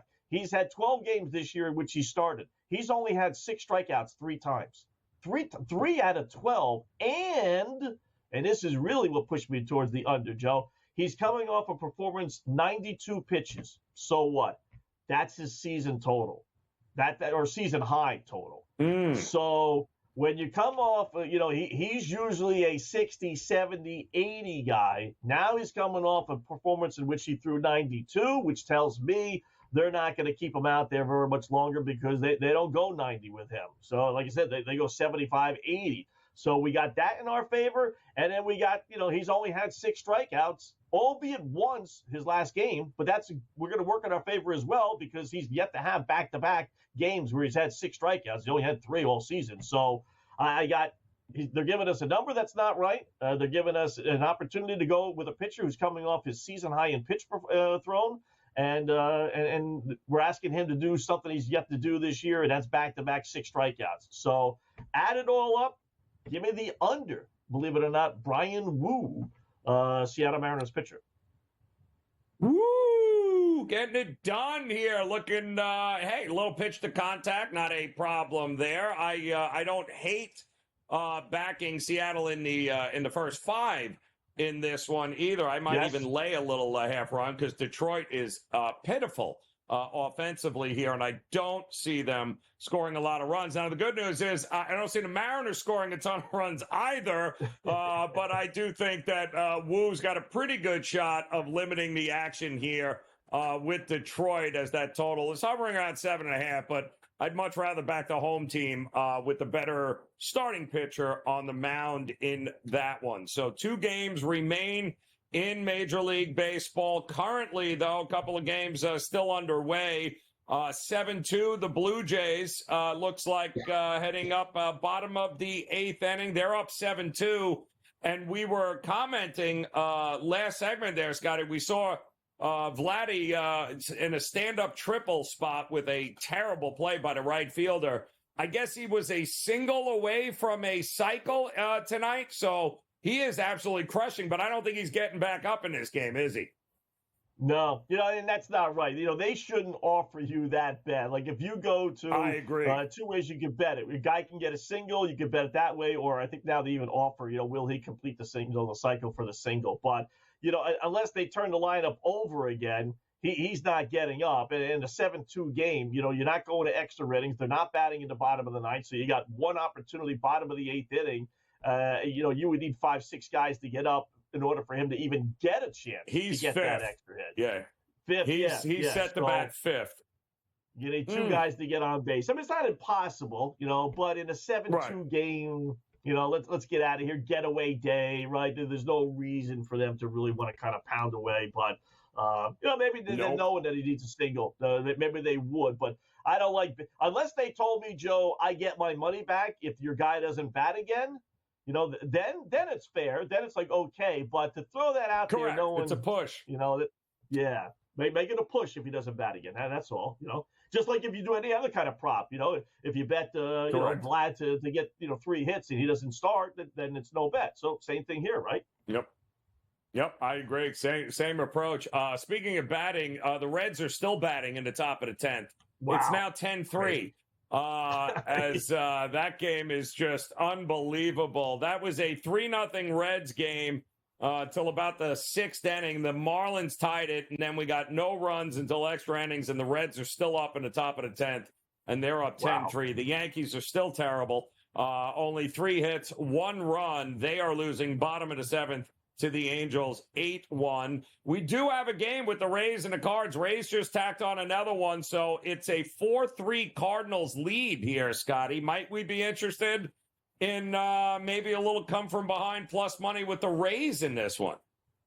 Yeah, two things here. Well, one, first back to Cincinnati, Joe. I mean, listen, you can give this every single night, literally, right? But if you're sitting on an under 8.5 ticket, Cincinnati and Miami, it's 3-3 in the ninth inning. You got a run to give. You got 2 runs to give, right?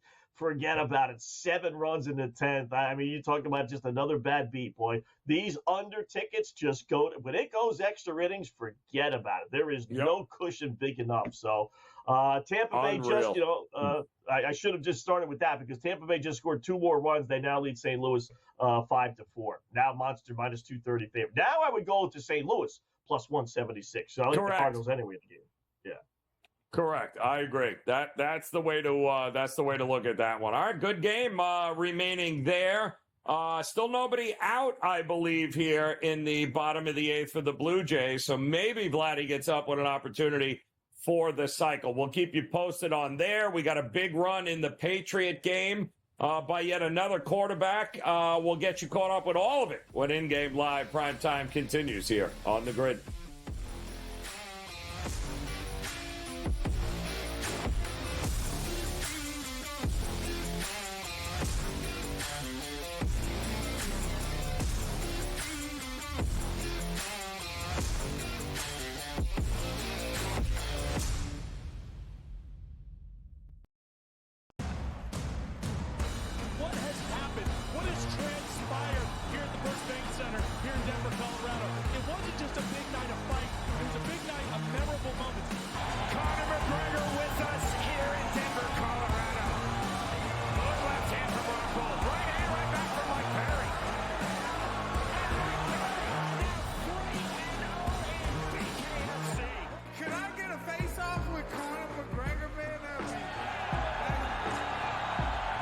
It's an incredible setup here, incredible matchmaking, incredible storytelling. Oh, you had to come here.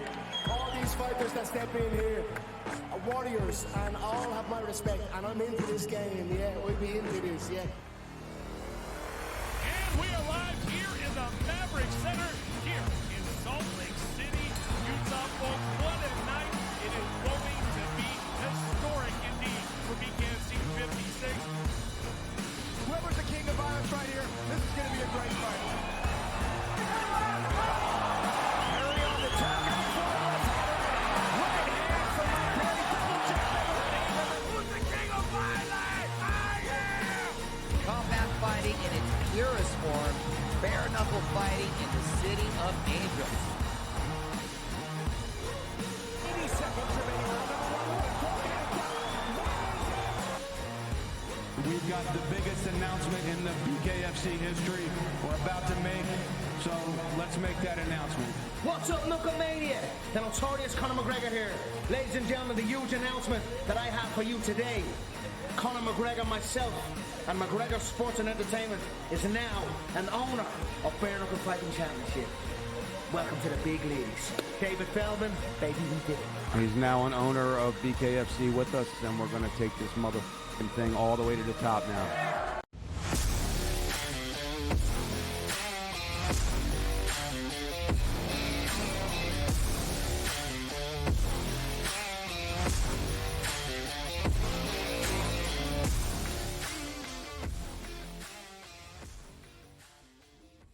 All right, welcome back In-Game Live, Prime Time here on the SportsGrid Network as we will have no cycle tonight for Vladdy and Toronto, as it looks like that is now over. As they're going to be heading to, it looks like the top of the ninth here, 7-2 Toronto, though. And Gaussman, what did he go in this one, Scotty? I think he went 7-8, and this could very well be the best outing we've seen from him all year. 8 innings, 3 hits, 2 earned runs, 3 walks, just 2 strikeouts. But where is that version of Gaussman been this year? Wow. Yeah, right, really, right. Wow. It's like 100 pitches, too. I mean, they didn't screw around with him. You want to go out there? Go ahead. I mean, you don't get that often, right? So, yeah, I mean, this is why you paid him all that money. You know, he finally came exactly. through. But if you look at his line score, it's like it's not good. You know, that's why his ERA is close to 5, or well over 4.5. Yep. So not bad. Yeah, not bad. The Tampa Bay did finish out the top of the 7th, so it's 5-4 Tampa Bay heading to the bottom of the 7th inning. So a little flyer on the Cardinals. Yep. Yeah, and then we were talking preseason there, Joe, in the break, and then obviously Lions did not score. They had first and goal and didn't score. So, and now the Patriots up 7-0, have it first down at the Carolina 28-yard line. Surprisingly enough, well, maybe it's not, laying 10.5. I was just thinking, okay, a field goal would give them the win there, but it wouldn't. So entering the fourth quarter, 7-0, laying 10.5, you need them to score a touchdown on that one. So, but Jim Harbaugh, I looked up his numbers. We were discussing Baltimore and the LA Chargers. So John Harbaugh, 44-14, straight up in the preseason, 40-18 against the spread, albeit 1-2 straight up last year and 0-3 against the spread. But one of them was against the same Philadelphia team. Remember, they were leading by 7 late in the game, and a dopey quarterback threw a pick 6. Instead of going up by 10 or 14, they only end up winning by 1 as they went for 2. So that cost them the cover last year. But Jim Harbaugh, head coach now of the LA Chargers, 10-6 straight up and against the spread. So another guy that really does, put importance into winning some of these preseason games. Yeah, well, that ball runs in the family, right? Yeah. But I'm still trying to figure out why it is that the Ravens, given their track record with Harbaugh in the preseason, where it's a, it's a mindset. He's always approached it with his teams ever since he's been there, is that he doesn't believe that there are any, losing is never great, even in the preseason, which is why his record has been crazy. His brother's the same way. They opened up as a 3-point favorite. Philadelphia is now a 1.5-point favorite. So that flipped, and we know no Derrick Henry. We won't see him at all this preseason. We know no Lamar. I know there's a ton of questions about that offensive line at Baltimore that is a little bit head-scratching, and a lot of uncertainty with that offensive line. But also the Pittsburgh and Houston game tomorrow, Scotty, that too flipped. It was originally Pittsburgh 2.5-point favorite. Now it's Houston 2.5-point favorite. And the big question on everyone's mind is Justin Fields going to win the job from Russell Wilson, who I think has a calf injury? It's one of the big storylines heading into week 1 of the preseason. It's going to be all Justin Fields tomorrow here, but do we trust him to get it done over good old Russ? Yeah, I don't think so. Listen, they've made that announcement, many times that Russ is our number 1 guy. And Mike Tomlin even said, "There's our, official." Like they're the only team. Like it's not really official, the depth chart, but Tomlin made a point of saying this is our official depth chart. So, and Russ is listed number 1. There must have been some promises made. You sign with us, Russ, and you know what? We may go get ourselves a backup, but you're going to be the guy. You're going to have every opportunity to win this starting job and be the starter. So I got a feeling that's it. So I don't think listen, and it's Justin Fields. He wasn't good with the Bears. That's why he wasn't, a Bears quarterback this year. That's why, they couldn't get anything higher than a conditional 4th-round pick for the dude, right? I mean, they had to give him away. So I wouldn't worry too much about that. And with the Ravens one, the only thing I think, Lamar not playing, is that what's bounced the line? I mean, do we know maybe? I don't know about Jalen Hurts. I looked it up. They have a new offensive coordinator, so maybe behind the scenes they're finding out that Hurts is going to play a little bit more than what we expect in this game, which is why Philadelphia would be favored. I'd be shocked if Jalen Hurts is playing any part of this game. I absolutely do not see that. But again, don't understand in Baltimore, no less. Yes. We'll talk more about it here when InGame Live Primetime continues here on the Grid.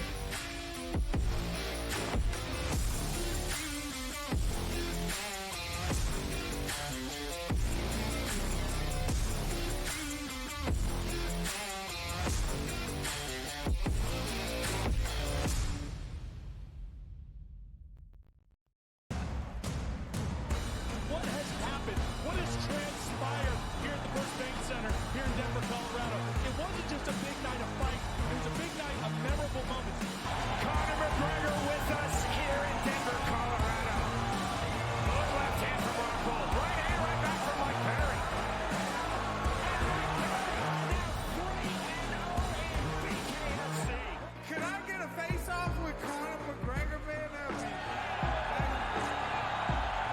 It's an incredible setup here, incredible matchmaking, incredible storytelling. Oh, you had to come here. All these fighters that step in here are warriors, and all have my respect. And I'm into this game, yeah. We'll be into this, yeah. And we are live here in the Maverick Center here in Salt Lake City, Utah. Folks, what a night. It is going to be historic indeed for BKFC 56. Whoever's the king of violence right here, this is going to be a great fight. Harry on the top, right hand from my buddy, double jab. Who's the king of violence? I am! Combat fighting in its purest form, bare knuckle fighting in the city of angels. 80 seconds remaining. We've got the biggest announcement in the BKFC history we're about to make, so let's make that announcement. What's up, Knucklemania? The notorious Conor McGregor here. Ladies and gentlemen, the huge announcement that I have for you today. Conor McGregor, myself, and McGregor Sports and Entertainment is now an owner of Bare Knuckle Fighting Championship. Welcome to the big leagues. David Feldman, baby, we did it. He's now an owner of BKFC with us, and we're going to take this motherfucking thing all the way to the top now.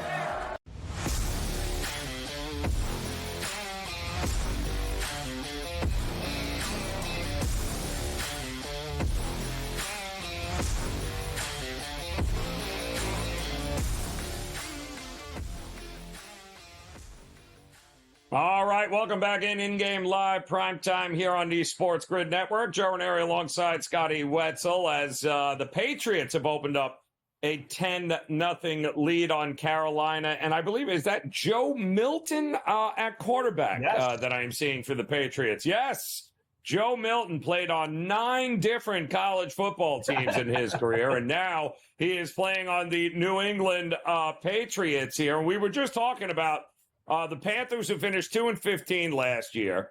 I think their win total this year, 5.5, which is kind of funny when you think about it there. The Patriots went 4-13. Their win total for the season also 4.5, and it looks like a lot of people look to bet them up and over here. I like, the Drake May situation here. It all comes down to 2 first-time head coaches with these teams, right? You brought in Canales over. You hired him because he's like the quarterback, the new quarterback guru. So Bryce Young, he is your project. Like, I don't care how the team does, he's got to get Bryce Young fixed, right? And Andy Dalton, I believe, he's already gone with a injury. Yeah. We won't see him. So Jack Plummer and Jake Luton are going to be the quarterbacks here for Carolina moving forward. But who do I trust more, Scotty, to take a first-time head coach? The defensive guy in New England or the offensive guy in Carolina? I don't. To me, I'm looking at the same team pretty much here. Too many question marks at too many important positions, including coaching. Yeah, and you're getting the direct opposite of each other tonight, outside of the lack of scoring. That's about the only thing they have in common, right? Yep. But you got Carolina that's played Jack. I keep wanting to say Jake, but you got Jack Plummer that's played the entire game for Carolina. He's still in their fourth quarter, right? And meanwhile, on the other side, you got New England, where they have Drake May, where you think you would want to see him play, yet they played four guys. Zappe, May, Right. Milton, and Brissett. So add it all up with a little rain throw in, and there you go, 10-0, New England over Carolina. If you're a Patriot fan or a Panthers fan, you're not seeing too much. You got Drake May 2 or 3 for 19 yards today. What was that, one series? Yep. Again, I don't know why they didn't play him a little bit more, but hopefully we get to see him a little bit more as the preseason progresses here. But about 100 yards total offense for the Panthers, about 200 for the New England Patriots. So how many people are at that game in a rain, not necessarily a rain storm, but it's raining in New England, Foxborough. Yeah, it wasn't great. Wasn't great looking at all, but it's just a little weird. And by the way, Joe, that line, just want to say real quick, that line jumped from 33.5 to 35.5 yesterday. Yes. I mean, Yep, Who that's was correct. betting the over on that one, right? I mean, wow. And it opened at 36, and it dropped all the way down to 34, and then you said then it got bet up to 35, 35 and a half. Yeah. What are we doing? Yeah. Unless they were thinking we were going to get surprised. But again, Drew Lock got hurt early in this game for the Giants. So Tommy DeVito has jumped in at QB. It was good to see Hendon Hooker out there as well. Nate Sudfeld and Hendon Hooker for them in this one, which I think is also interesting to say the least here. But hey, listen, all of this means here, Scotty, is that we have got ourselves some NFL preseason football. Means it is back. And again, tomorrow the games I like, and I always like looking at when it comes to preseason football, give me the roster of quarterbacks. And I think the Dolphins have a pretty good one tomorrow night. Your Dolphins, Mike White, ton of experience. Skylar Thompson knows the system, ton of experience. They'll be going up against the rookie Penix Jr. and Taylor Heineke. So we've got quarterbacks who in the second half of games, Scotty, are going to know what's going on. We know the Dolphins are going to be all about, let's see how many points we can score, because that's what they do. It feels like this game tomorrow, I want to see Penix. I can't wait to see how they utilize him or what they do with him while, your boy there, Kirk Cousins, is on the sideline. But I do think the Dolphins have some things still to figure out here, Scotty. So to me, that's the most intriguing game for me tomorrow, is to check out what are we going to get from this Dolphins team. Yeah. I tell you what I like also, Joe, is I like the over in the Pittsburgh-Houston game, 37.5. That's a decent number. But if you look at the quarterbacks, for Pittsburgh, you're going to get Justin Fields, and Justin Fields is going to want to make a statement, right? And then for Houston, Davis Mills, nothing, horrible, and Case Keenum. So you got three halfway decent. And who was the second? There was another the third string quarterback for the Pittsburgh Steelers. Who was that? I just looked at it a moment ago.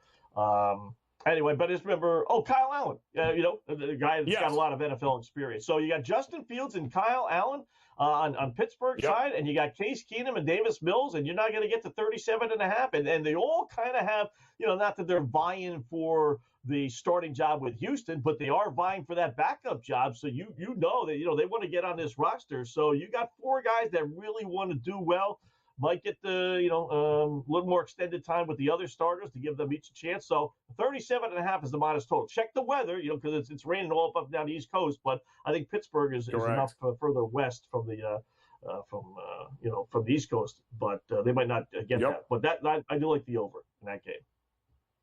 I also want to tell you, too, as we're laughing on who's playing, who's not playing, which is all about the NFL and preseason, Matt LaFleur has already said Jordan Love and his starters are playing. They're taking on the Browns on Saturday. So keep that in mind.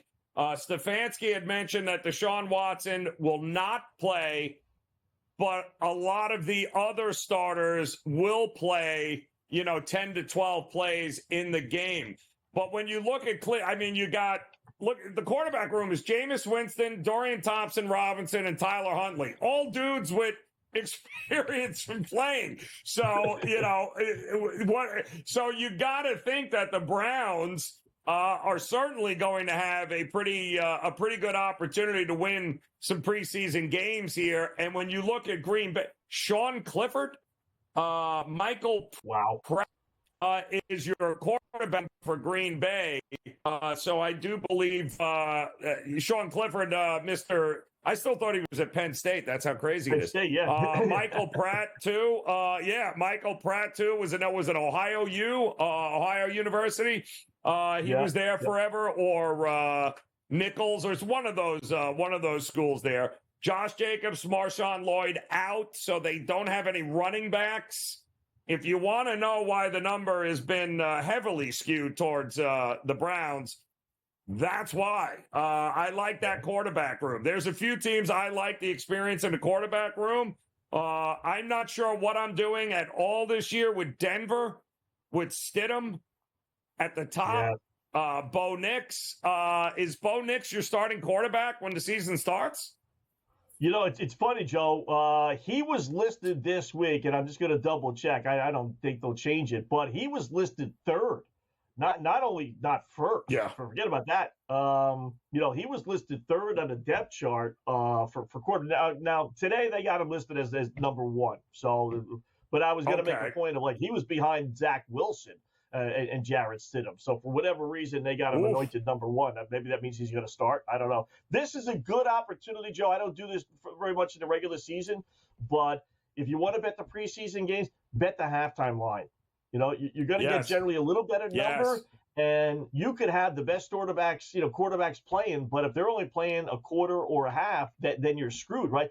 Bet the halftime line, and you get a much better number then who knows what's going to happen with these third and fourth stringers. I agree. And by the way, Anthony Richardson may be playing for the Colts in that game. If not, Joe Flacco is the backup now for Indianapolis. What do you think? Sam Ehlinger, are these names exciting you? I didn't think so here. Baltimore is getting exciting. We'll talk about it next here on the Grid.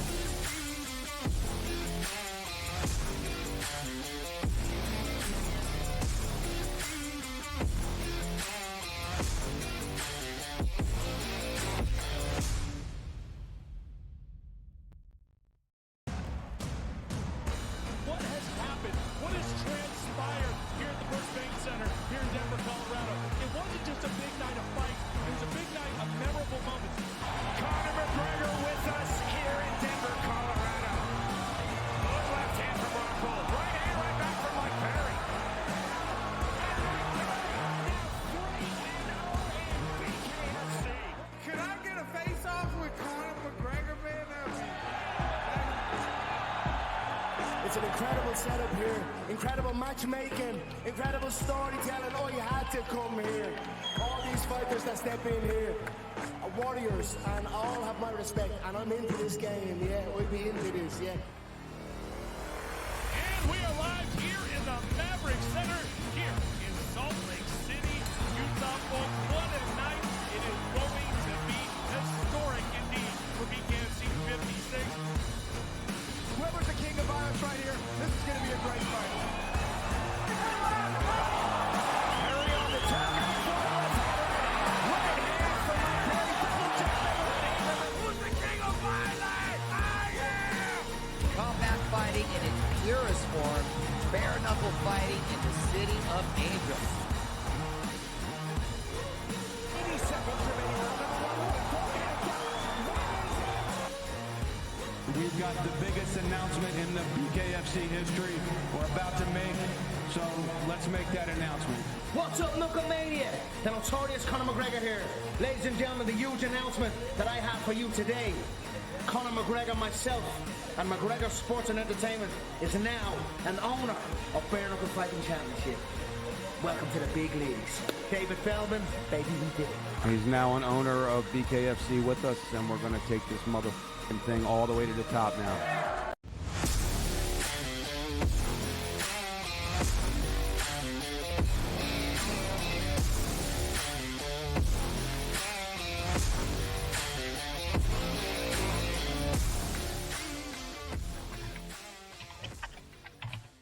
All right, welcome back in-game live, prime time. We were just talking about how exciting it was getting with the Baltimore Orioles in Toronto, and then, well, they turned the lights out and Toronto wins. Not before Baltimore made it a 7-6 game. Another one of these situations where maybe team totals, if you had it, came to fruition. Certainly an over, but it is all Toronto getting it done 7-6 over the Orioles. And that one, as we welcome in our good friend Cam Stewart, who no doubt faded the Blue Jays here tonight in some capacity. But they are just as heads. But we were just saying, Cam, Gausman looked like old Gausman. Where the hell has that been, man? Guy was phenomenal. The thing is, that's what he does every once in a while, Joe. And then there's other starts where he gets smoked. Like I don't know what to think about this team. And I think the bigger concern here is what is happening with Baltimore. This is a team that you should be taking business against the Toronto Blue Jays. You're going down runs. You're having to come back. I know the overs are there. Their pitching has been brutal. Kramer was crap. Like, you know what I mean? They got all these guys. Like, what is going on with this team right now? Because they look to me, I'm like, wow, I think they're better than the Yankees. I think they're better than everybody. But you know what? When we're looking at the American League, I'm starting to think, well, maybe the Guardians aren't so bad. Or I know the Twins will probably lose. If they play the Yankees, they always lose to the Yankees. But I'm starting to think, like, can Baltimore just turn on a switch? And Houston has pedigree if they get there. So there's a real problem with the Orioles right now, guys. Like, you know, I guess I could say for Blue Jay and Oriole games, you just take overs. The Orioles pitching gets mashed and the Jays bullpen reeks. Overs. Yeah. 11 and 25 is Baltimore now. Last 36 games, guys. 11. Yeah. It's crazy. You know? Hey, we hit that Detroit last night, Wetzel. I like when we're on the same team, right? Over. I get the outright poop, you get the dark clouds. So that's good. That's good news. So the skies have cleared. Yep. I don't know if you guys are in. I know people are. I'm betting on the NFL preseason, but I got this Ottawa Red Black Saskatchewan game. I'm sweating out too, Joe. If you were watching this game, it's going to take years off your life. But what has Wetzel got from you? Woo, woo. Woo! Woo! Woo! 5 woos? Don't give me woo! That's 6. Under 5 or less. woos or under. 5 or less is okay. We haven't got any 6 woos. Yeah. We want pitchers tonight.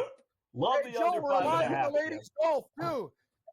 Here's the deal. Yes. The Swiss girl. Let me tell you a story. Who's leading the ladies' golf right now? She has literally made 4 of 15 cuts this year. There's 59 players like in the tournament. She's like 57, and there's 2 other Finns who nobody knows.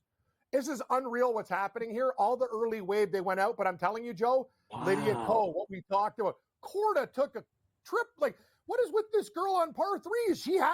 She's still in this tournament. Remember, guys, they're playing 4 rounds in this thing. So we can go down the board and find somebody.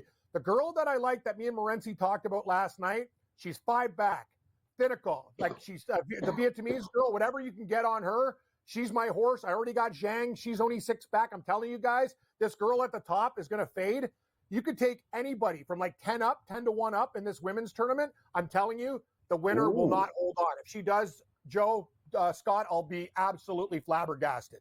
Like the Blue Jays pitching a shutout. Like it's just not happening. No, it's like this girl is like literally like barely has a tour card. And this is what happens sometimes in the Olympics. Like you get these crazy stories, right? So anyway, that's what I'm saying, guys. I found like something to look forward to there. There's a girl from Canada that's a lock in the shot put, but she's minus 210. So I'm trying to find a dance partner with her.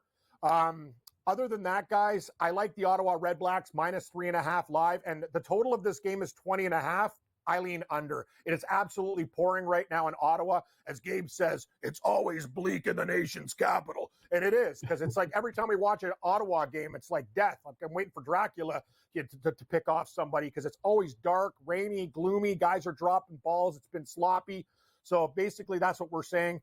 NFL exhibition, guys, are you looking at some stuff? Atlanta looks like a play that I'm kind of looking at. Moving on down the line. And Joe, you were talking about the Ravens and you're kind of shocked with what's going on with that situation. Why are you gonna bet them just out of Harbaugh's record against the spread, or what's the deal? In Baltimore, we can't come. They opened up as a 3-point favorite, and now they're a 1.5-point dog against Phil. Jalen Hurts is not playing. They're in no way, shape, or form of the starters for the Eagles going to be playing any meaningful minutes. Baltimore at home in a preseason seems easy, doesn't it, Cam? I mean, what am I missing? Well, Joe, we can't just bet on the quarterback situation, but Kenny Pickett is the backup who at least has NFL experience. And Will Greer's like 3 or 4. He's played. Like, have you seen the Ravens like backups? Like Josh Johnson is the ultimate journeyman. Devin Leary and Emory Jones. Like, it's like, and you can't have Lamar play like anything in that. Like the whole season relies on him. You saw what happened. He's getting absolutely smoked all season long. So I think actually this could be the year. I know this sounds almost insane to say that. I kind of lean Eagles in this spot. Going against the Ravens is never a way to make money in the preseason. But right, Wetzel, sometimes we got to do things differently. Like bet the Chicago White Sox when they've lost 21 games in a row. Sometimes that's the way it is. Fade woo. Whoa, Fade woo. 5 woos, not 6. Rick. Yeah. He already has 2. I hate to break it. He already got 2 in the first stinking inning. Yeah, get down there. Good. Congratulations, United States. Great comeback versus Serbia. That was some crazy TV. What do you guys Oh, think? my 14 goodness. and a half versus France. Do you think they learn from their mistake and come out and punch the French in the face, or do you think it's too many points? I'm kind of thinking the French have found something. That's a lot of points, guys. A lot of points. Oh, Yeah. look at the total. Joe and I both think the other. It's Yeah, look at the crashed. total. It's like I know. 174. Like, Wanna know what? why, Wow, Joe? is it already? France Wow. Yeah. play mean D. Have you seen Yeah. these guys? They're just a bunch Yes. of condors out there. It's like Wembanyama. He's got a wingspan of a friggin' like condor. And then all these guys that play in the French league and Euroball, they're in your face, man. Like France, that's Yes, the opposite big of time. like what you think about the French. Like these guys are mean, nasty, and they want to start a street fight with the USA. So I'm not rushing to the window to bet the over in this game, guys. I'm actually kind of Nope. I know it's almost insane to say, you know what, I know with the USA playing, but it's not going to be easy. Buckets are going to be tough, and it took a while for the Low total. and Curry played 16 his and a ass half. off. I know. It's a lot Ooh. of points. Yeah. I might have That's to a take the low French. total for 16 and a half. No way. Perfect scenario today. Yeah. USA wins, Serbia covers. Who cares? Money's green, right, Wetzel? I don't care. I'm There getting you go. You know what? Nobody's Hell paying of my a bills. live betting game, though. I'll tell you what, I'm fading Serbia. I think they left it all out on the court in this one. Agreed. Give me Germany in the bronze medal there. Should be outstanding. Cam, get out of here. You got a show to do coming up top of the hour. We appreciate you, brother. We'll close it out next on the grid.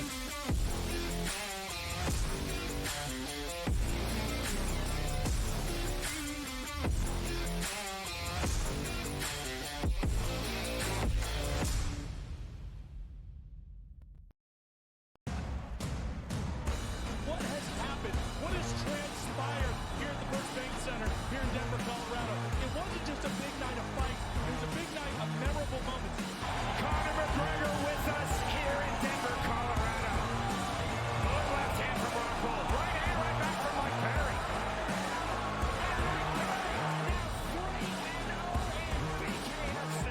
Can I get a face-off with Conor McGregor, man? It's an incredible setup here, incredible matchmaking, incredible storytelling. Oh, you had to come here. All these fighters that step in here are warriors, and all have my respect. And I'm into this game, yeah. We'll be into this, yeah. And we are live here in the Maverick Center here in Salt Lake City, Utah. Folks, what a night. It is going to be historic indeed for BKFC 56. Whoever's the king of violence right here, this is going to be a great fight. Perry on the turn. Right hand from Mike Perry. Double check. Who's the king of violence? I am! Combat fighting in its purest form, bare knuckle fighting in the city of angels. 80 seconds remaining. We've got the biggest announcement in the BKFC history we're about to make, so let's make that announcement. What's up, Knucklemania? The notorious Conor McGregor here. Ladies and gentlemen, the huge announcement that I have for you today. Conor McGregor, myself, and McGregor Sports and Entertainment is now an owner of Bare Knuckle Fighting Championship. Welcome to the big leagues. David Feldman, baby, we did it. He's now an owner of BKFC with us, and we're going to take this motherfucking thing all the way to the top now.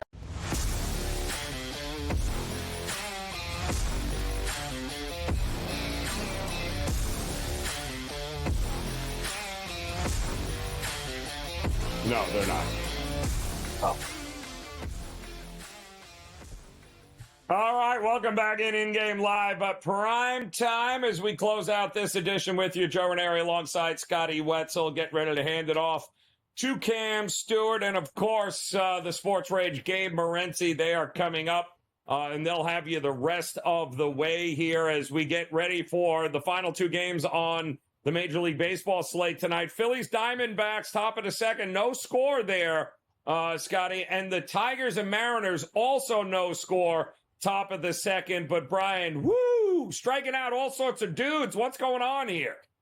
Yeah, guy's got 2 strikeouts freaking already. I mean, 2, right? So in only 13, well, he had 13 pitches through the first 2 strikeouts. How many pitches?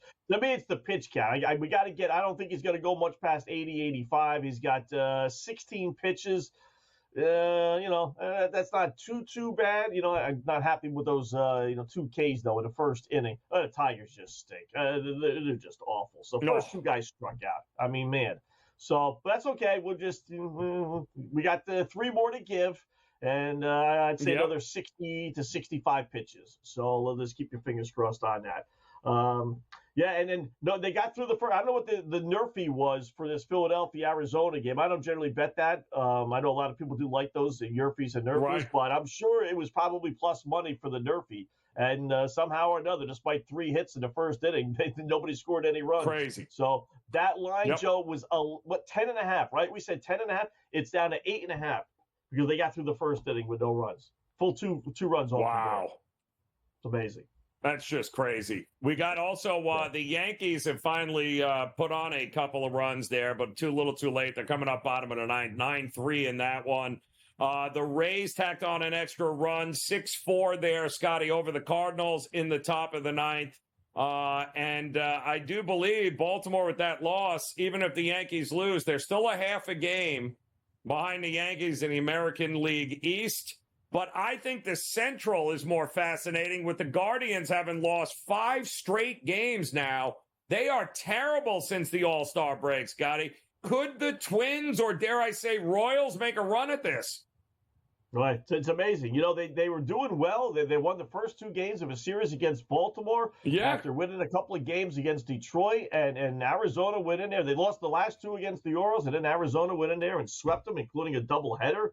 So, I got their second half over. They just need to play basically 500 baseball. But we're seeing a little bit of a changing of the guard, right? Between the AL Central, the lead is down only 3.5. And NL West, the lead over for the Dodgers over the Padres and Diamondbacks is only 2.5, 3, depending on what happens to today. So we're seeing, these divisions that supposedly were over when everything is said and done, and we got Baltimore and the Yankees. So we have 3 at Houston and in the AL West. So we really have 4 legitimate divisions now that are up for grabs with a month and a half of baseball left. Absolutely crazy when you think about it here on where they were. And maybe we're just starting to see some teams that maybe played above their head early on starting to come back down to reality here. And it's going to be a big weekend here, of course, for Atlanta, who is now on the outside looking in. St. Louis is now 2 games out of that final wild card spot. And what about San Francisco, Scotty? They're only 3 games behind the Mets for that final wild card spot. And they might have, dare I say, the best pitcher in Major League Baseball right now in Blake Snell. Yeah, certainly one of the hottest, right? Between him and Dylan Cease making a strong run. Woo! If San Diego or San Francisco, gets into the postseason, would that help their Cy Young chances? Absolutely. Especially if Atlanta with Chris Sale, comes back to the pack like it looks like they're doing. So, yeah, it's too bad. I mean, baseball still, though, Joe. I mean, we still have a month and a half. I mean, it's nothing new. Yeah. I get it. But, man, this baseball season is so freaking long. This should be the last month. Crazy. We don't need another month of regular season baseball. We just don't. So, I agree. We have it. Yep. We have it. I agree. We don't have a choice here. Mets still 7.5 games behind Philadelphia there. Milwaukee 6.5 over the Cards. And, of course, the Dodgers, their ineptitude has made everything very close in the National League West. San Diego 2.5, Arizona 3, just 3 games back. So a lot still to be decided, Scotty, over the next month or so. So Major League Baseball, can't sleep on it here. There are no givens, except for the fact that the Carolina Panthers still haven't scored a point. That's going to be a given, I think, a lot. Yeah, that's going to be terrible. So always a pleasure there, Scotty. Football is back. Thursdays will never be the same again. I am all for it. In the meantime, Sports Rage and Cam Stewart coming up next. They'll get you the rest of the way. In-game live primetime will be back again tomorrow. Enjoy the rest of the night. We'll see you again soon.